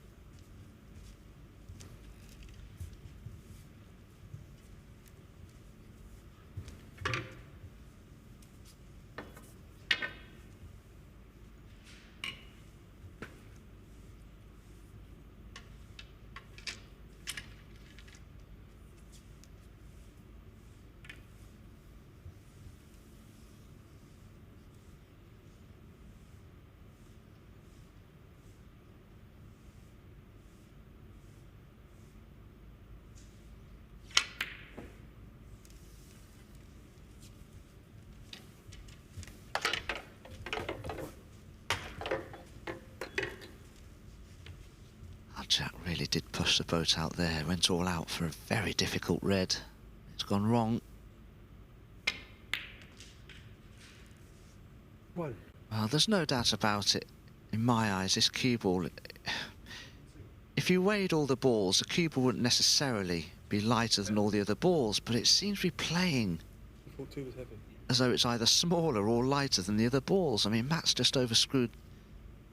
This is a different set of balls to what I was using earlier. Well, you could hear them there. This is a different set of balls. I've not started hitting it sweet as at 8 o'clock at night. Well, yeah. You could easily change a cue ball, but I can promise you that humidity in the atmosphere can cause this to happen as well.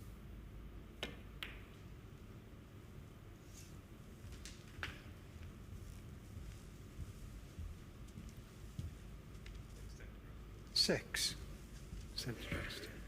Yes. 22, 28. Yeah. Cheers.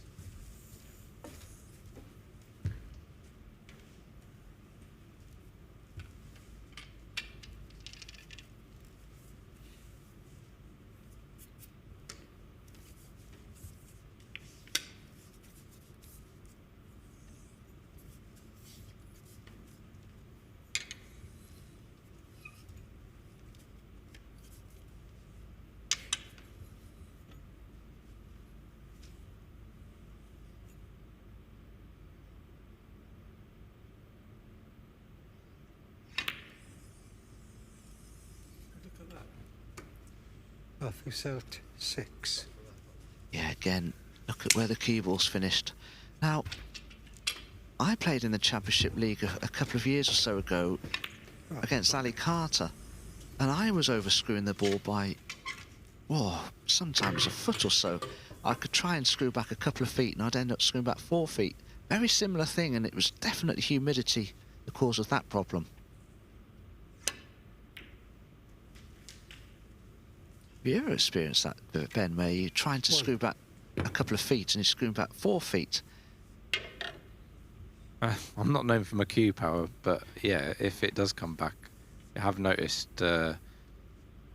possibly the white being light. But I think not just from screwing back, but playing with topspin, you can notice it more, I think, if the white's light. Because it will just throw a lot different, thicker as well. 4.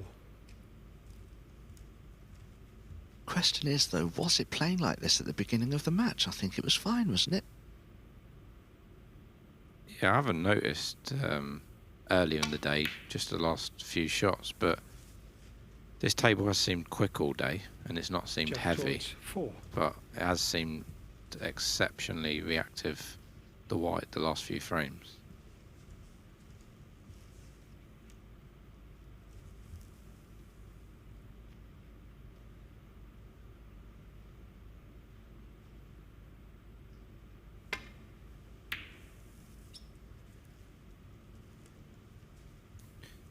Do you remember, Dominic, we played in Lisbon maybe 10 years ago and they used the polish on the balls, and I didn't like it at all, but the white was doing some really unusual things with that polish. Yeah, they experimented, didn't they, polishing the balls with a spray and a machine. Now, usually these sprays have silicone in them. That gets rid of any greasy residues and it polishes the ball and they're slippery smooth. The problem is, after a few frames, when the referee is cleaning the balls and what have you, you can play one red and you'll get an incredible reaction from it, and you'll play another one where the polish for some reason has just worn off and you won't get any reaction. You'll get a completely different reaction. It's never a good idea. I was dead against that 4. idea from the word go, and I'm glad to say that it's not happening these days. We don't polish the balls using machine or sprays. Yeah, luckily it was only for one tournament, and it wasn't like a big tournament, so it was just like a trial and error thing, so it only lasted for that tournament. I looked at the pen. If you're in the right position, there's my finger marks are there, but it was a bit further off the cushion.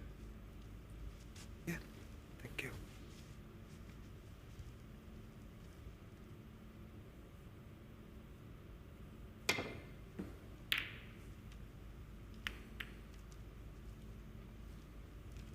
Sweet.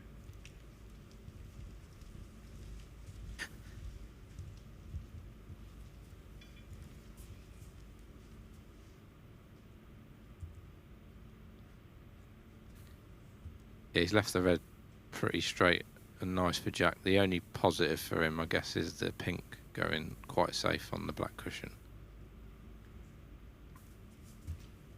It seems that Matt Selt can scarcely play a shot without some sort of utterance afterwards. Oh, that's a better pot. 1. Jack Jones. Both these players, I think, are rather tired now because it's been a bit of a struggle this last half an hour.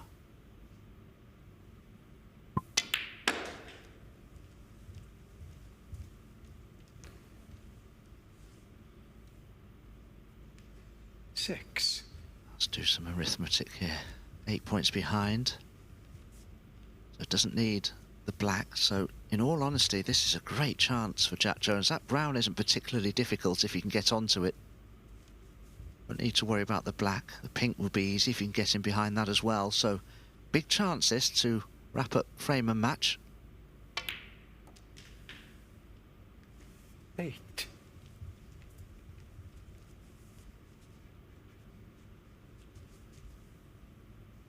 He's straight down on the greens, so it tells me he's happy with the angle to get onto the brown.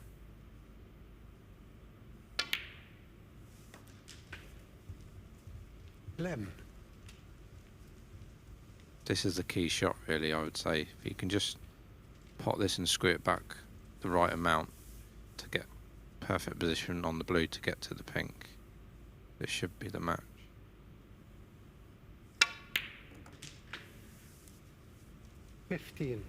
Played that perfectly, Jack.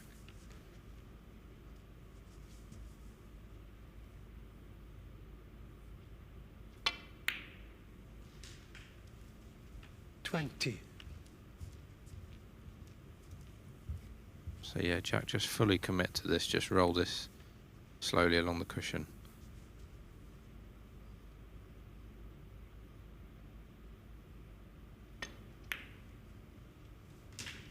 Oh, it's wriggled in.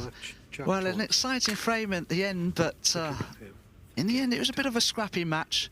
Highlighted, it has to be said, by Matt Selt's 102 break in the previous frame, but it is in the end Jack Jones, a Welshman, who gets his first win of the day on the board by beating Matt Selt by 3 frames to 1.